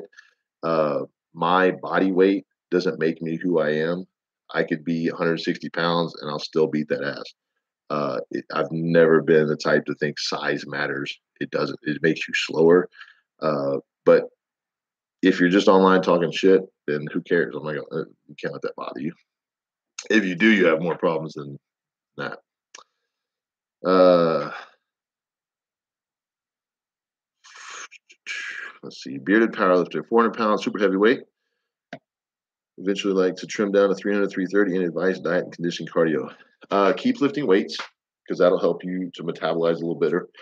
You don't want to lose the muscle. It's going to make it um, a little harder to just lose weight, because if you lost muscle, obviously you could lose some weight, but you don't. I would never recommend that. Diet wise, I'm not a dietitian. I'm not a really good person to talk to about diet, but use common sense. Eat clean. Don't eat a bunch of junk food. It's obviously not going to be cheap because eating junk food is typically cheaper, which I don't really understand that, because I can go to a restaurant and it's not clean necessarily, but I can spend $30 on freaking Mexican food at a Mexican restaurant, at a credible restaurant, and then I could turn around and eat the same amount of food at Taco Bell, which is crappy food. Tastes good, but it's crappy, for $30. That's sad. Like, what? I don't understand that. So it's just where you pick going. But I know with me, clean beef, clean chicken, fish, your standard rice, potatoes, beans, not a lot of extra. Obviously you can add salt, things like that if you need to flavor it up, but keep things pretty simple for a while. Food is not going to be your friend. You're not going to enjoy eating because you're going to want to have flavor, and you could probably season some stuff, but you're not going to get. It's not going to be fun while you're cutting that stuff down and cutting out. Cut out the extra sugars and stuff like that. Drink a lot of water, and just work out. Do your cardio. I'd say 3 times a week, 20 minutes, 20 to 30 minutes a day. If you can handle that, obviously work up to it slow. But ask other people who have lost weight. Get a support system in place. Get somebody who can hold you accountable, and have them meet you at the gym and do the workout with you, or at least show up and call you or something and say, hey, I have the workout, go today. I know I have several online coaching clients that I do for weight loss, and that's basically the same advice I give them. And they've had good success with it. It's not rocket science. Now, there's medical issues that can be involved and things like that. But if it's straight just weight loss, it's just patience and workout, and working hard with your clean diet. But good luck on that, bearded powerlifter. If you have any questions, hit me up. More personal stuff on Instagram, or shoot me an email, swimhack at Gmail, or Instagram, swimhack. How do you peak for a meet? Pretty simple. Basically, you have your training, however long that is. This particular training cycle was about 10 weeks for me. I was peaked for the last meet. I kind of did a short little 2 weeks where I did a little higher rep, just to kind of break the mundaneness up, get some more reps in. But the idea of a peak is your whole training cycle, I'm backing out, should be like a pyramid. The bottom of the pyramid is your sets of 10, sets of 15. There's a lot more weight, a lot more volume, a lot less weight. And as you progress through your season, each one of those rows, I guess, of the pyramid, or levels, is a new week, and you lessen the reps slightly, even by 1 rep or even a couple of reps, but you increase the weight. And over time, the volume at the first part of the training cycle is decreased, and your fatigue actually gets less as you get closer to the point, which is the meet day. That's the meet prep. That's the easiest way I can describe meet prep is just think about it like a pyramid. The bottom is, 20 weeks out, 12 weeks out. And then as you get closer to the top, you're getting, 2 weeks out. You're doing singles and stuff like that. It goes a little more scientific than that, but that's basic. Let's see. Thanks a lot for answering your privileged question. I appreciate how humble you are. Absolutely, man. I appreciate you tuning in. I appreciate every single one of you guys who have subscribed to me. I think it's like 4,400 or something, somewhere 4,500. And the beginning of this year, it was like 300. So there's 4,100 of you guys that have joined in to my journey on the road to 700 pounds and now the road to 2,100 pounds. I'm just glad that you guys are giving me an audience to talk to. And you guys tell me what you want to see, and I'll see if I can make that happen. If you have questions that you want me to answer, ask them on here, shoot me a DM, shoot me an email, let me know what you guys need. And I'll try my best to, if I don't know it, hook you up with who does. In fact, that's why I use Ed a lot. And I have other, strong men in the world that I know and I talk to, and then I can, reach out to. And I guess because of my, I guess if you want to call it fame, notoriety of who I am now, I can reach out to some of these guys that are high level fitness experts or athletes and tell them who I am and say, look, I don't mean to bug you, but I'd like to ask you a question. And they may give me the time of day more than you, and I can just forward that information on to you. I'm not opposed to that, using it in a good way versus trying to get in there and make money off of them or whatever it is. So overhead press. I answered this a little bit earlier. I don't do a lot of overhead press unless I'm building my shoulders up. My shoulders are ready right now to handle what I need them to do in the meet.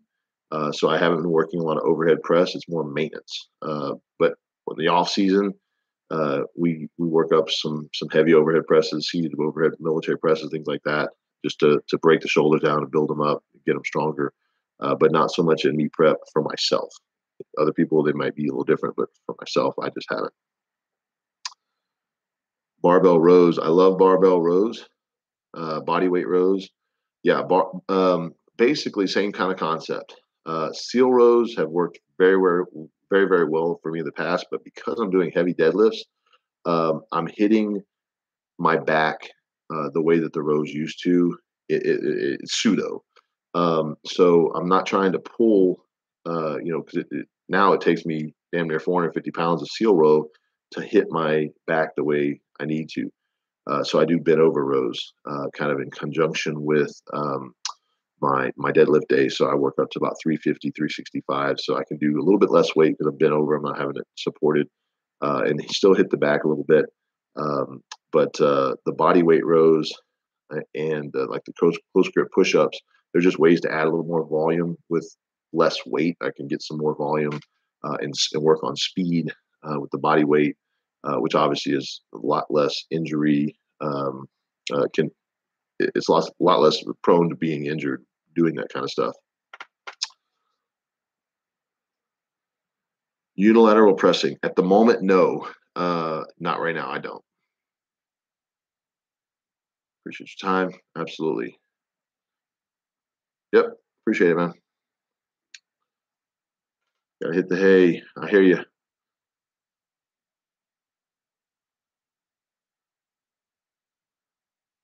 All right, Randy, I appreciate you tuning in. Hit me up, about the bench program. Love to help you out. Uh-oh, what question? Oh, hope I answered the question, Randy. The unilateral pressing, I guess. Okay. Got to prioritize sleep sometimes, oh man. We're all guilty. Yep. Sleep is key. I know a lot of people will comment and be funny on my posts sometimes when I say sleep, 8 hours a night, and they say, oh, how you do that? You make it happen. I slept 6 hours and 54 minutes last night. I have a little app that tells me how long I sleep. I wear a little Samsung watch, and just to see. I take my kids to school, and I come back home, and I try to get a couple minutes rest. This morning, I couldn't do that. I had some commitments to do. I went and trained my wife at the gym. Came back after lunch and took a 2-hour nap because I can. Sure. Because because I've afforded myself that luxury. I've gone out, I busted my butt for years, started my business so I could make my own freaking time. If you guys are working a 9 to 5, that's probably not a freedom that you have right now. I'm not saying that someday you can't have that, but obviously you work with what you have right now. You work in the rest that you can. Uh, I don't think that I would be able to do to the level I'm doing what I'm doing right now without the rest that I'm able to get. So I definitely say it would definitely be a lot harder if I was not able to get some recovery in midday or get 8 hours of sleep a night or prioritize things like that. If I was working a job where I was constantly moving stuff around or being in a hot warehouse or working outside or working on an oil rig, that takes a lot out of you. I have a cush job. I mean, obviously I sit inside and I'm in the AC all day long, so I'm not sweating my butt off. I'm not taxing my body other than when I'm in the gym.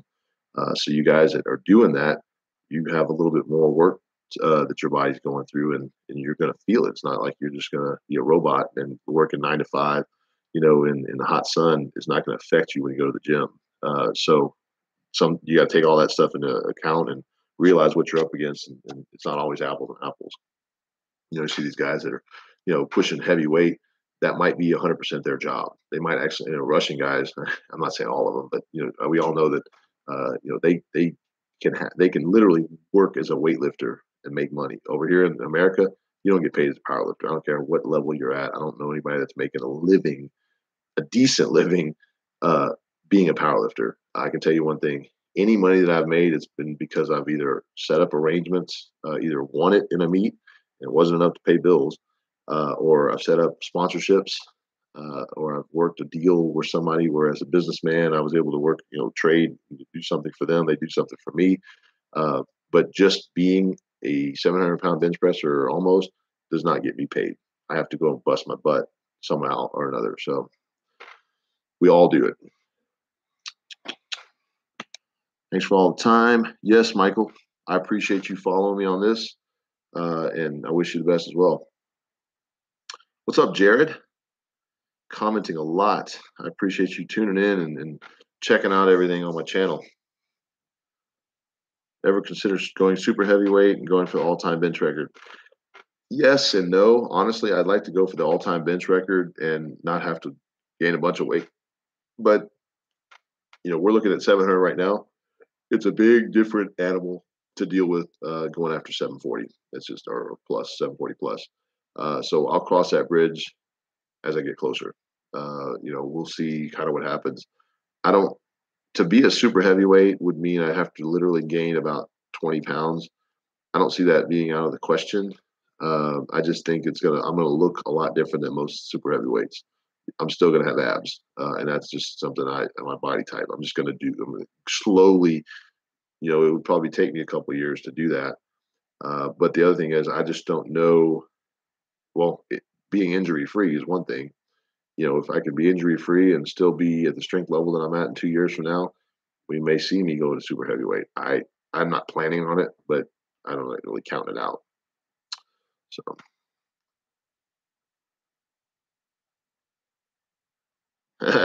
what's up, Randy? Advice for natural lifters. I'm not sure what you're asking. Like, I touched on this earlier. Before I even went to a doc for like TRT, and this was fairly recent. I was already a 600-pound bench presser, so I didn't really get to test squat and deadlift. But advice for natural lifters, same as I've always given out. It's the exact same stuff.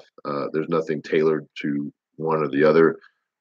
In fact, the advice that I give out, I just assume that you're not taking anything. I don't ever tailor advice to somebody because, in fact, I think if anything, I'd probably assume ignorantly that because you are on something, you could handle more. That's not the case.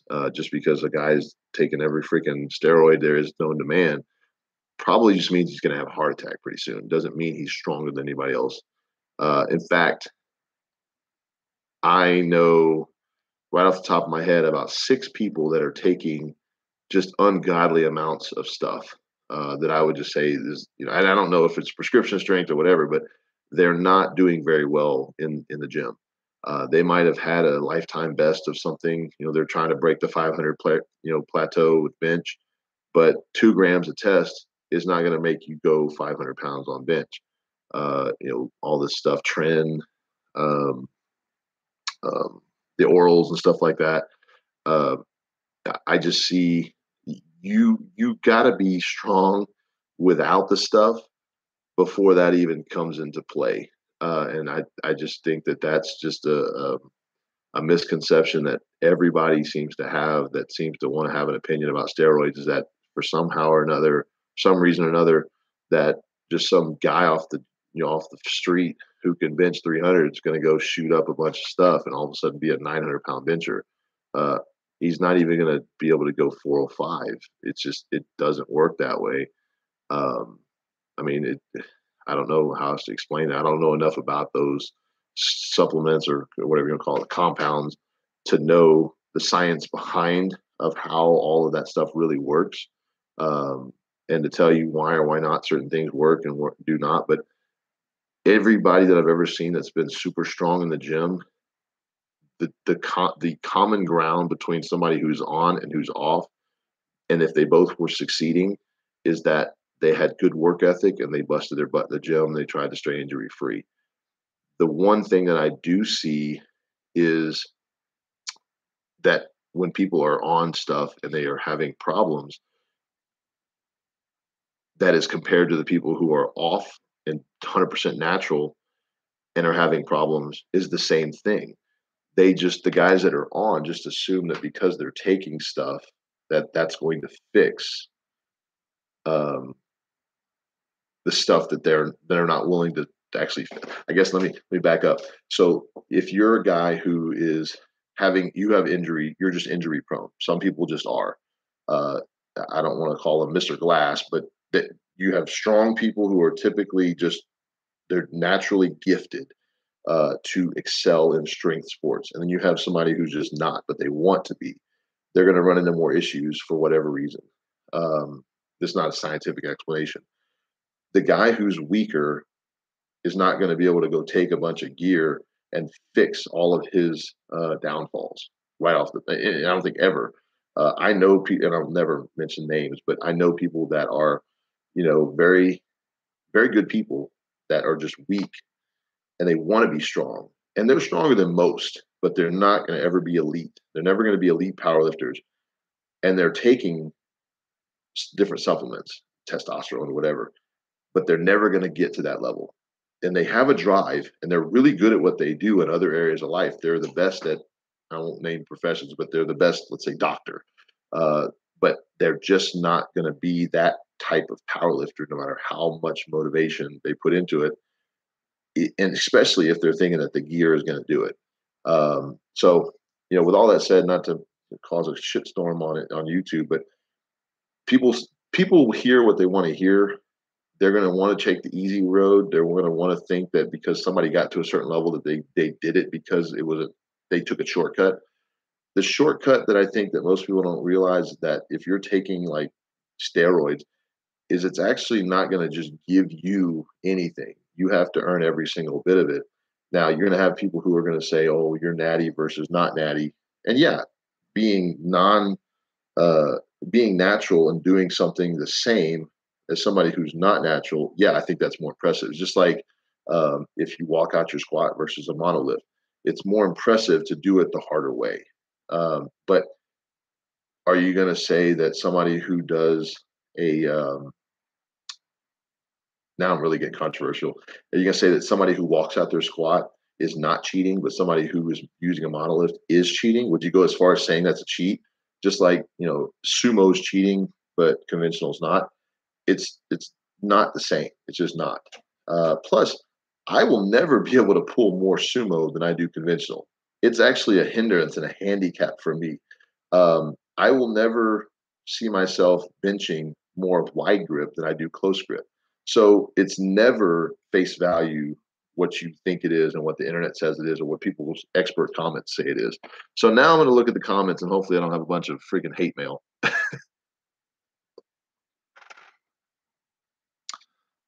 All right, let's see what we got here.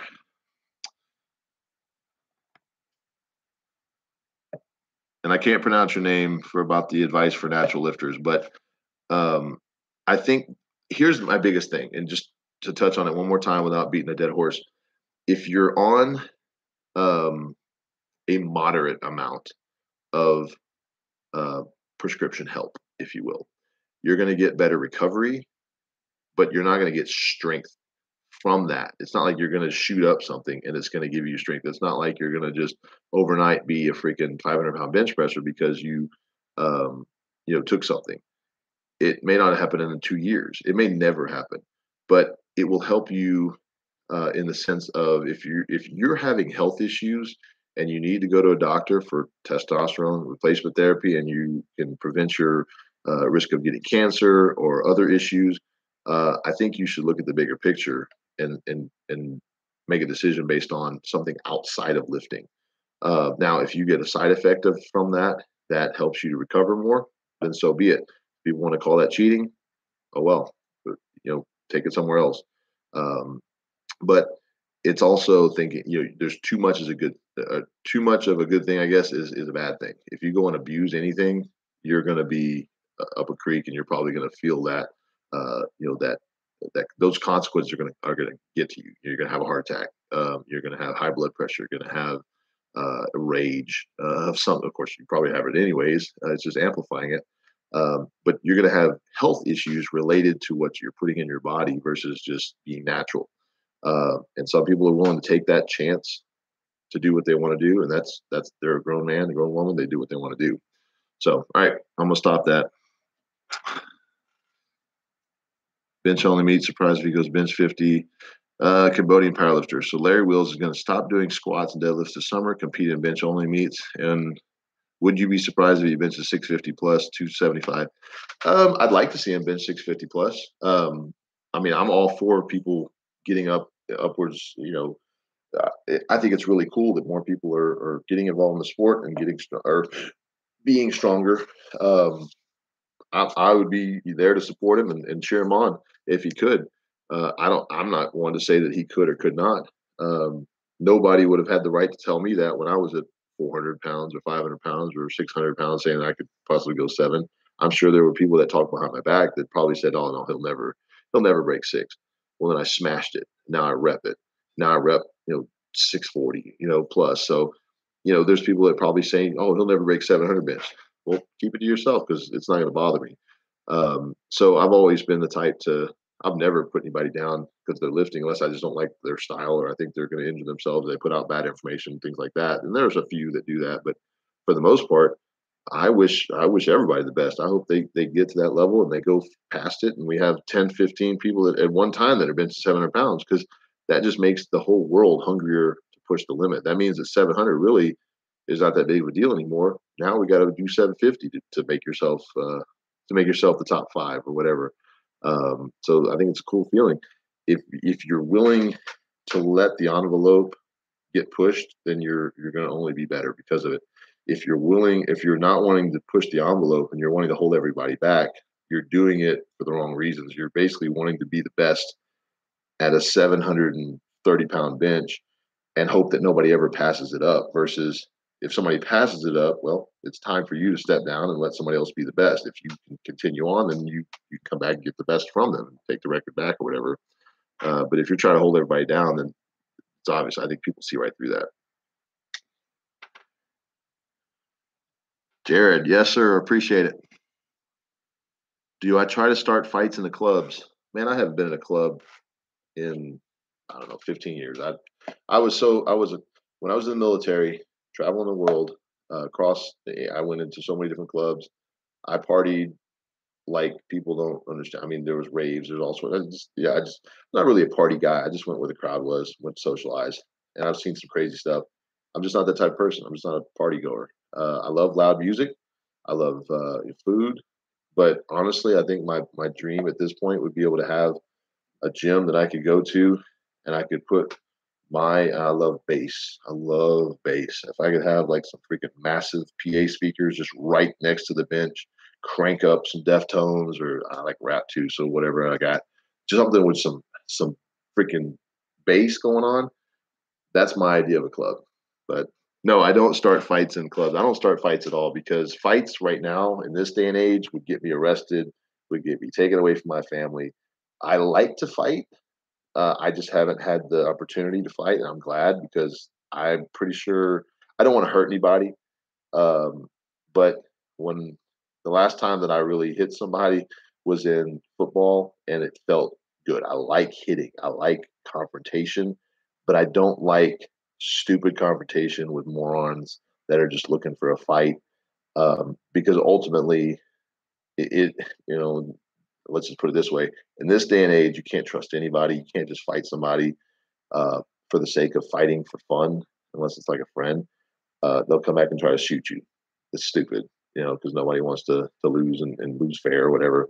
So it's not even about a fight anymore. It's more about protecting myself and my family and whatever means necessary. And my first go to is not going to be to punch somebody. So I'd rather just keep my head down low, stay low profile as much as possible, and if trouble starts, then I get my family out of the way. And if trouble comes at me, then I end it. That's all.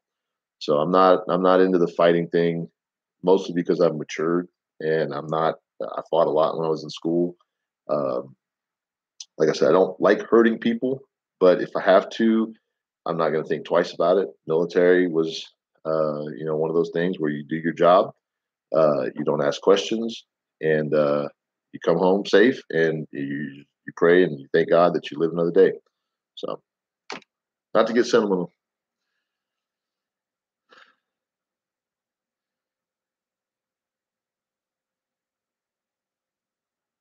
Oh, Jared commenting on Larry about bench only.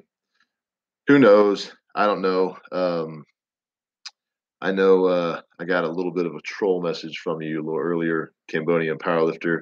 Actually, it was not a message; it was a comment about steroids on one of my videos. So I'm watching you. I'm just gonna put it. I'm put it real. I'm not gonna bullshit.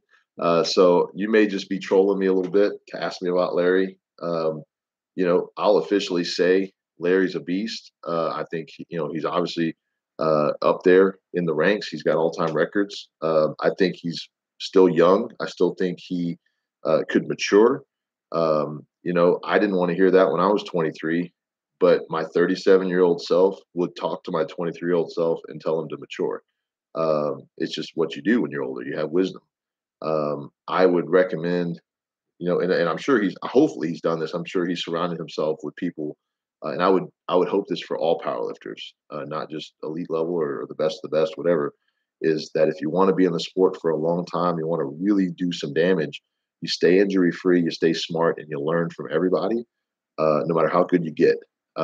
You always look to learn something new.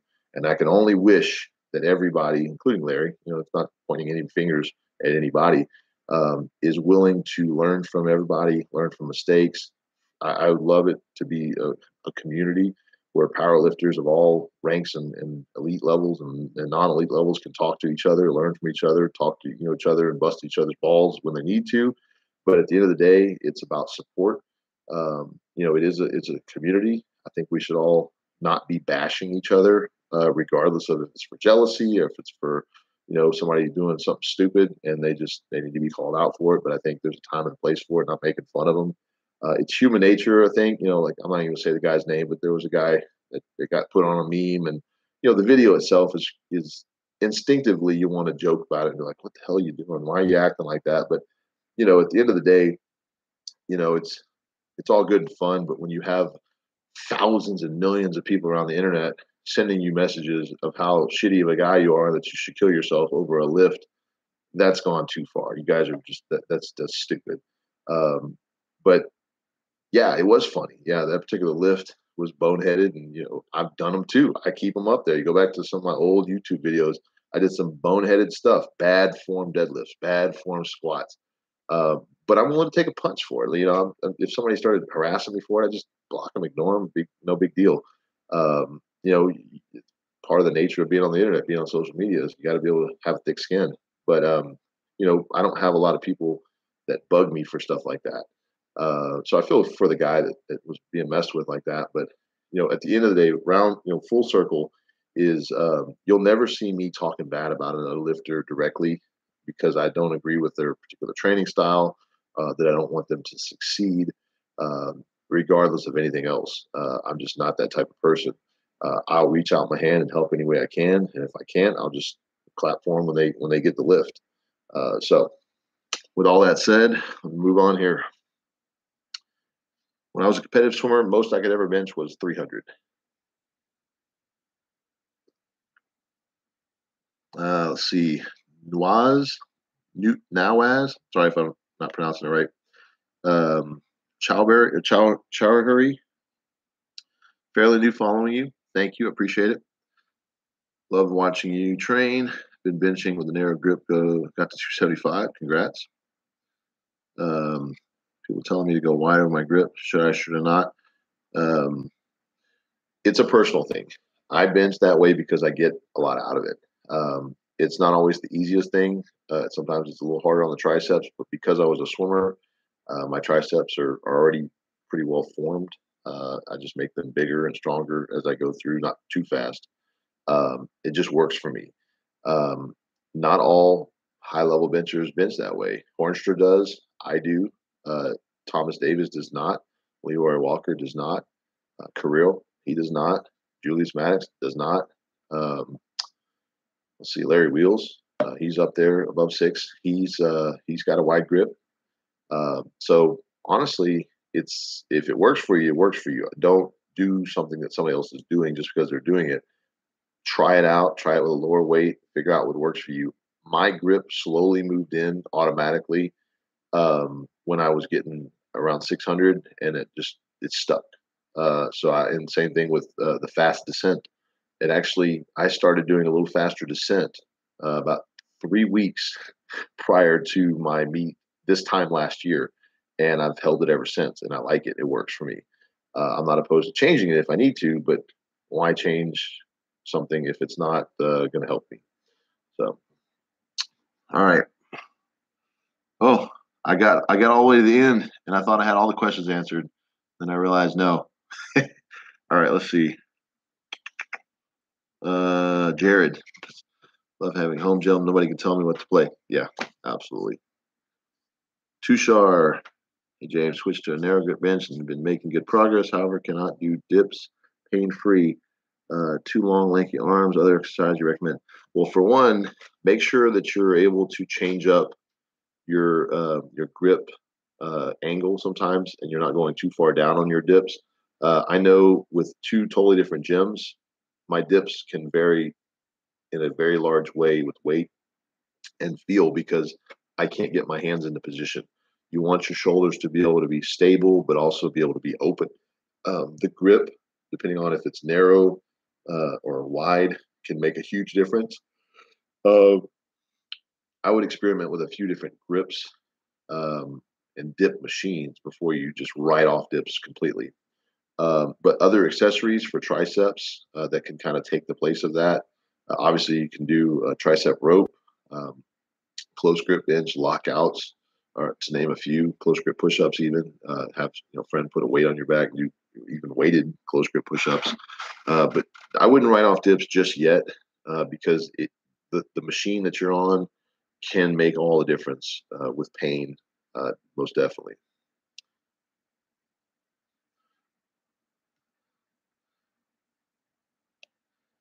Hurt chest. Let's see. Near the armpit a few weeks ago. Gets irritated when you bench. Any way to speed up recovery? No. There's no way to speed up recovery. I'm just going to say it like that because it's a blanket statement. Basically, you're saying that right here, your pec, your lower pec, your pec basically is strained a little bit. What I would do, my typical protocol for any injury, no matter what it is, especially on pecs, is to 2 to 3 times a day for the first 3 days, ice for about 20 minutes. Get an ice pack, get some just ice cubes and stick them in a Walmart bag, whatever. Stick a towel under you and just put it on the area for 20 minutes. Take it off. If it's on both pecs, then maybe alternate, and then after about the 4th day, start to put some either hot water on it, like a hot bath, hot shower, or if you have a heating pad, keep that on there for 20, 30, 45 minutes at a time, warm it up, and then start to slowly work whatever that area is, your pecs. Maybe just do some stretching, light stretching. Don't sit there and stretch the hell out of it. Maybe we do some band work. And then maybe around the fourth, the fifth day, sixth day, maybe the next day you need to go in and do your chest, work the bar. And if it doesn't hurt, let's say push-ups, the bar, work 135, and then maybe if you can work up slowly. If any of that hurts, then unless you're competing and you just absolutely have to train, which even then I think it would probably be a bad idea, back off, ice a little bit more, and then kind of feel it out some more until you're 100%. If it just is a little bit of pain, you might be able to push through that workout and actually get some blood flow in there, but just don't make it heavy. Just, if let's say your bench is 200, go to 135 and do like 10 reps, 2 sets, shut it down no matter how much you think you could do, and just continue kind of massaging and stretching and everything. The next week, you should be 100%. If it's really bad, then just, rest it and let it get better. What's up from Australia? Bench blocks for benching, recommend them. I haven't used them in a while, but I do have some and I like them. I don't use them very frequently. I haven't used them this training cycle. Of course, it's kind of a short one. I did use them at the beginning of last training cycle for about 4 weeks or so, working kind of sticking points and just not having to do full range of motion. I just haven't used them lately.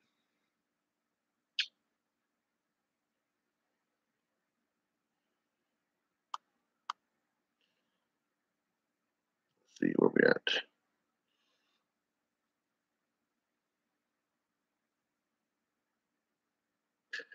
Isaac, powerlifting, just strength training in general. What supplements do I actually need? None. There are no supplements that I absolutely need.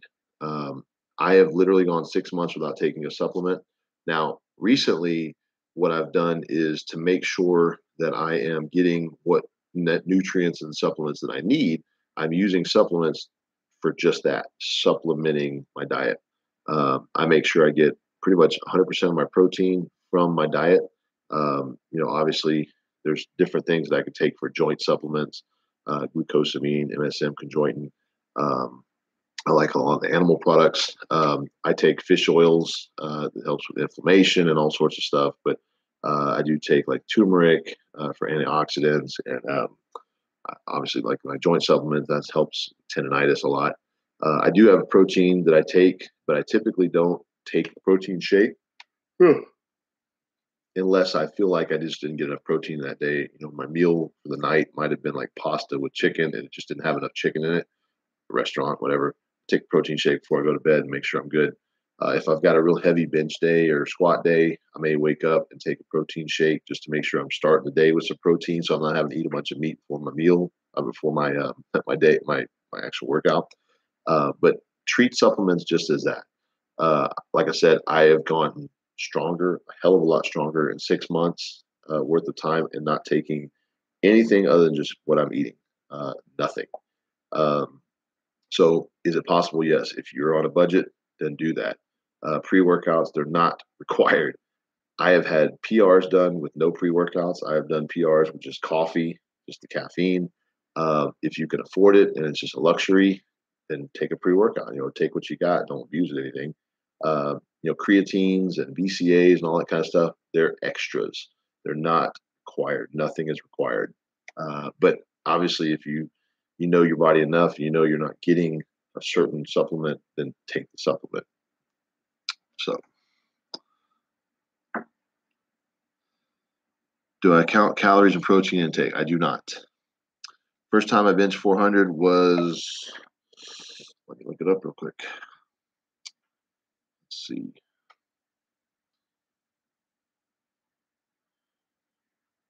First time that I benched 400 was gym lifts. Where are my gym lifts at? There we go. Was in 2008. In fact, I don't know if you see this. If that's backwards, it may be. Hopefully it's not backwards. Those are my gym lifts anyways. 2005 was 300. 2008 was 400. 2009, 455. And then you see a clear distinction between 2012 and doing a 605 YouTube video And then my first meet was 12 of 2014. That's when I did an official powerlifting meet. My first time did 474. Was trying to go like 585 and just bombed the rest of them. Just didn't know how to attempt selection, making big jumps. So that's kind of where we're at. But hope that answered your question.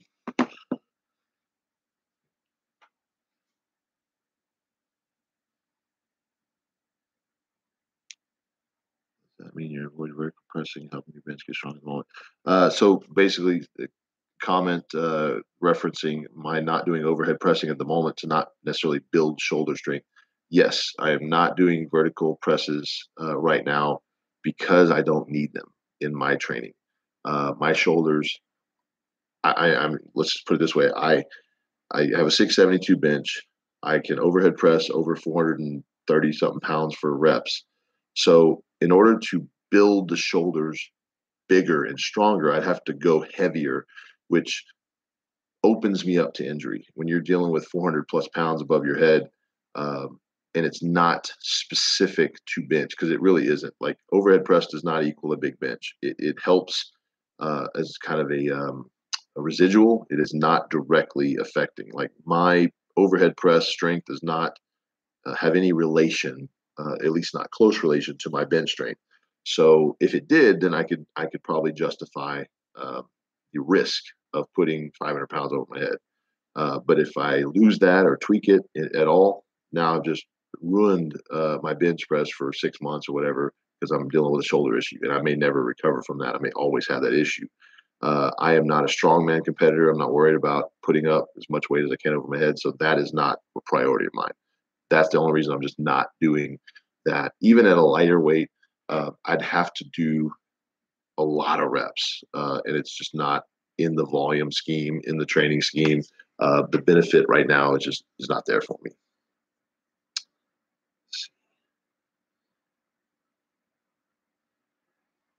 I was doing a lot of clean and press back when I was building from 300 to 400 bench, and I think that it did help get the brute strength in the shoulders. And even though I wasn't a close grip bencher, I did rely a lot on my shoulder strength to stabilize things on the bench because I didn't know how to do leg drive a lot. So yeah, I think it did help at that level. And I think overhead press, and I have that in my programming for my bench programming and in a lot of my online clients. It's when it gets to the point that it's not helping them is when I would take it out. But yeah, I definitely think like for a general answer, if it's not directed towards me and my training right now, yes, I think overhead pressing helps your bench for the average person. Yeah.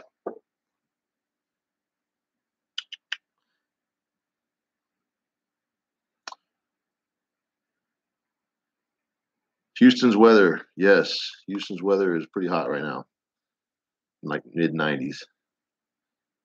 Truly bench 500 natty. A bit of a weird question, but do you know of anyone that has truly benched 500 plus natty? I'm not trying to say there's a limit, but just curious. Yes, I benched 589 pounds natural. So yes, I do know people that do it, and I know myself has done it. I can't claim that now because I have done TRT. I can't claim lifetime natty or anything like that. Um, but I'm also not taking a bunch of extra junk that a lot of you know people would assume. They think you're taking all these different compounds and stuff like that. It's just not the case. Call me a liar. Whatever. I could care less. I'm just speaking from experience. Let's see. Oh, Jared, about the supplements. Yes, I'm not a real big veggie eater. I never have been. Blame it on my mom. Blame it on myself as a kid. But if I do eat salads, I will eat vegetables. Like obviously in sushi, they'll mix up vegetables and things like that. In stir fry, they'll put vegetables. A lot of Italian food restaurants, they'll mix tomatoes and different greens and things like that in. I do take a super green supplement just to make sure I'm getting those nutrients. I do take a multivitamin, which I would say that if there's a required supplement, I'd have to say a multivitamin because you really, in the foods that we're eating now, you really don't know what you're getting. So yeah, I would say at the very least take a multivitamin. I find that my immune system stays healthy with that. Um, my energy stays up. So I think if I had to say required supplement, I'd say definitely take a good multivitamin. Um, but let's see, as far as like greens, if I need to, I'll grind up juice my greens if I have to. CBD oil, I've considered it. I have not taken it. I've had a few friends that take it. They swear by it. I've just been kind of waiting around to see what the results are. I don't have a lot of problem with inflammation, which is what I would take it for. Um, on heavy training days in the last like maybe 4 weeks ago, I was starting to really consider it. Lately, because we've been cutting the volume out, I feel pretty darn good after workouts. I don't feel like I've got a lot of inflammation going on. I feel like it's normal levels. I don't feel like I'm going to hurt myself. I don't feel like I'm not recovered enough for the next workout. But I haven't written it off yet. We'll see. I'll keep you guys posted if I end up taking some. It's not cheap either. I think what I was looking at taking was like $100 for like a month's supply, and we'll see.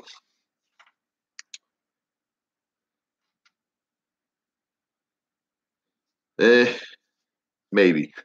As far as it being insanely strong, one of the strongest guys on the planet, in my own right, in my own discipline, sure. Obviously, you can't group strongmen and powerlifters in the same group. We kind of do different stuff. Can't say Olympic weightlifters and this vice versa, CrossFit versus this that. I mean, for bench pressers, sure, I'll take that title. That's pretty humbling. For powerlifters, let me put up a total first, then we can talk about being one of the strongest powerlifters ever. I still think there's a long way to go for that.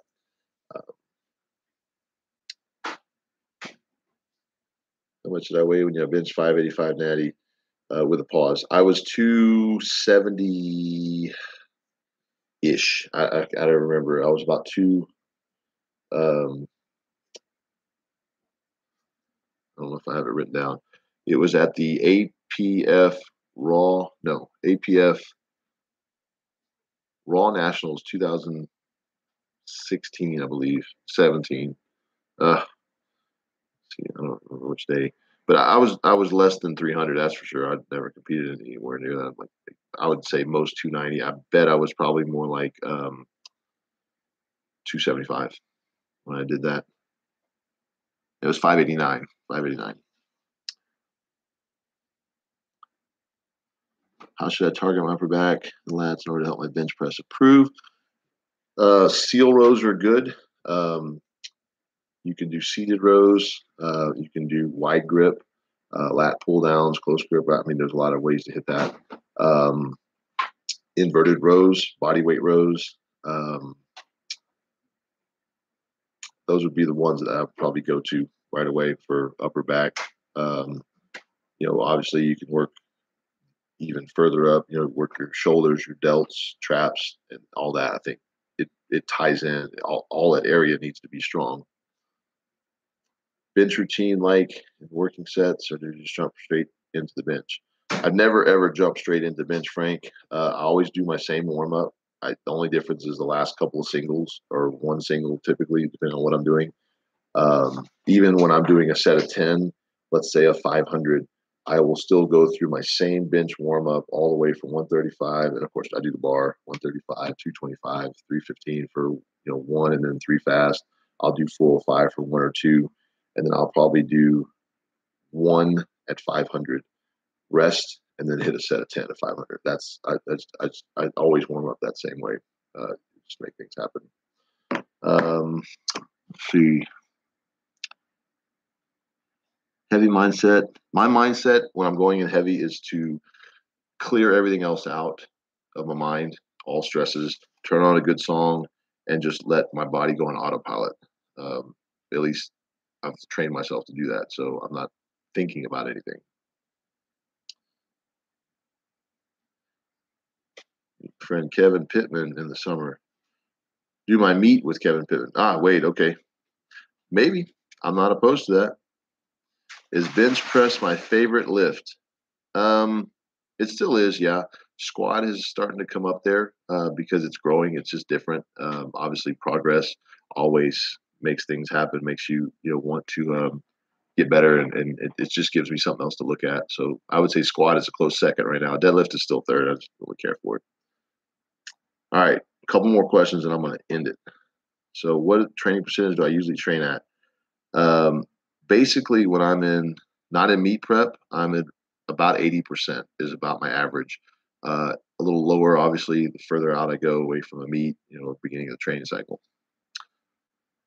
I think I can make a video with my full bench setup. Yes, Jared, I almost did yesterday. I just ran out of some time. I need to get back home, get the things done, but I am going to make a full video of how I set up on bench, and I'll try to voice over it while I'm doing it in different angles, maybe a couple different camera shots. And then I'll also voice over it afterwards to try to really complete the whole setup and really talk about things. Because I think when you start talking about retracting your scapula, moving your feet in, moving your feet out, tightening your thing, people don't really visualize that unless they're very, very in tune with what the areas of the body are called, what the scapula is, things like that are just in tune with bench.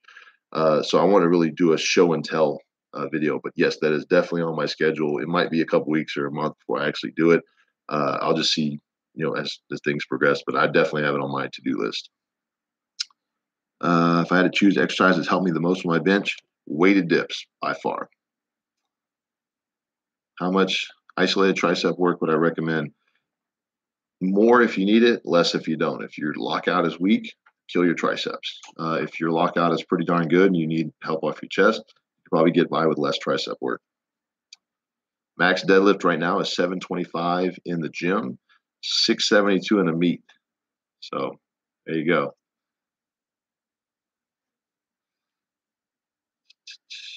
Max. Let's see. We got bench setup video. Yes, thank you.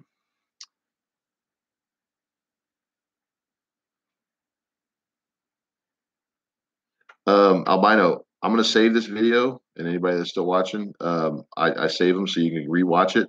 Feel free to watch it. And obviously, you won't be able to ask questions, I don't think, after the fact. I don't know if it lets you comment after the fact, but shoot me a message if you have any questions on Instagram under the name SwimHack or swimhack@gmail. Scenario, absolutely. Thank you. And last question, rep range do I train for bench? Typically 5 to 8 is my average, but it changes based on the time of the season and stuff like that. All right, I'm going to end it. Appreciate you guys tuning in. As always, thank you guys for subscribing. Let me know what you think. If you guys have done the 16-week bench program, hit me up with a DM, shoot me an email, give me some feedback, let other people know about it. Trying to get that out there and help some people out. If you guys are interested in that, I've got it on sale right now. It's kind of a special, $60. It's an 8-week bench program for hypertrophy, attached also with an 8-week of strength, 16 total weeks, 3-day split. You can get it at benchonly.com. I've also got t-shirts like this. This is actually my raw bench press shirt. This is a hot seller. This is my shirt, my design. Wife and I make them. I got them sleeveless. I got them. In fact, I don't think I have a sleeveless right now. I will be getting those, but right now I've got just the sleeve version on the website, like $20. If you guys want to help me out financially that way, send you guys a shirt. I appreciate it. If you need coaching, I'll see you guys later.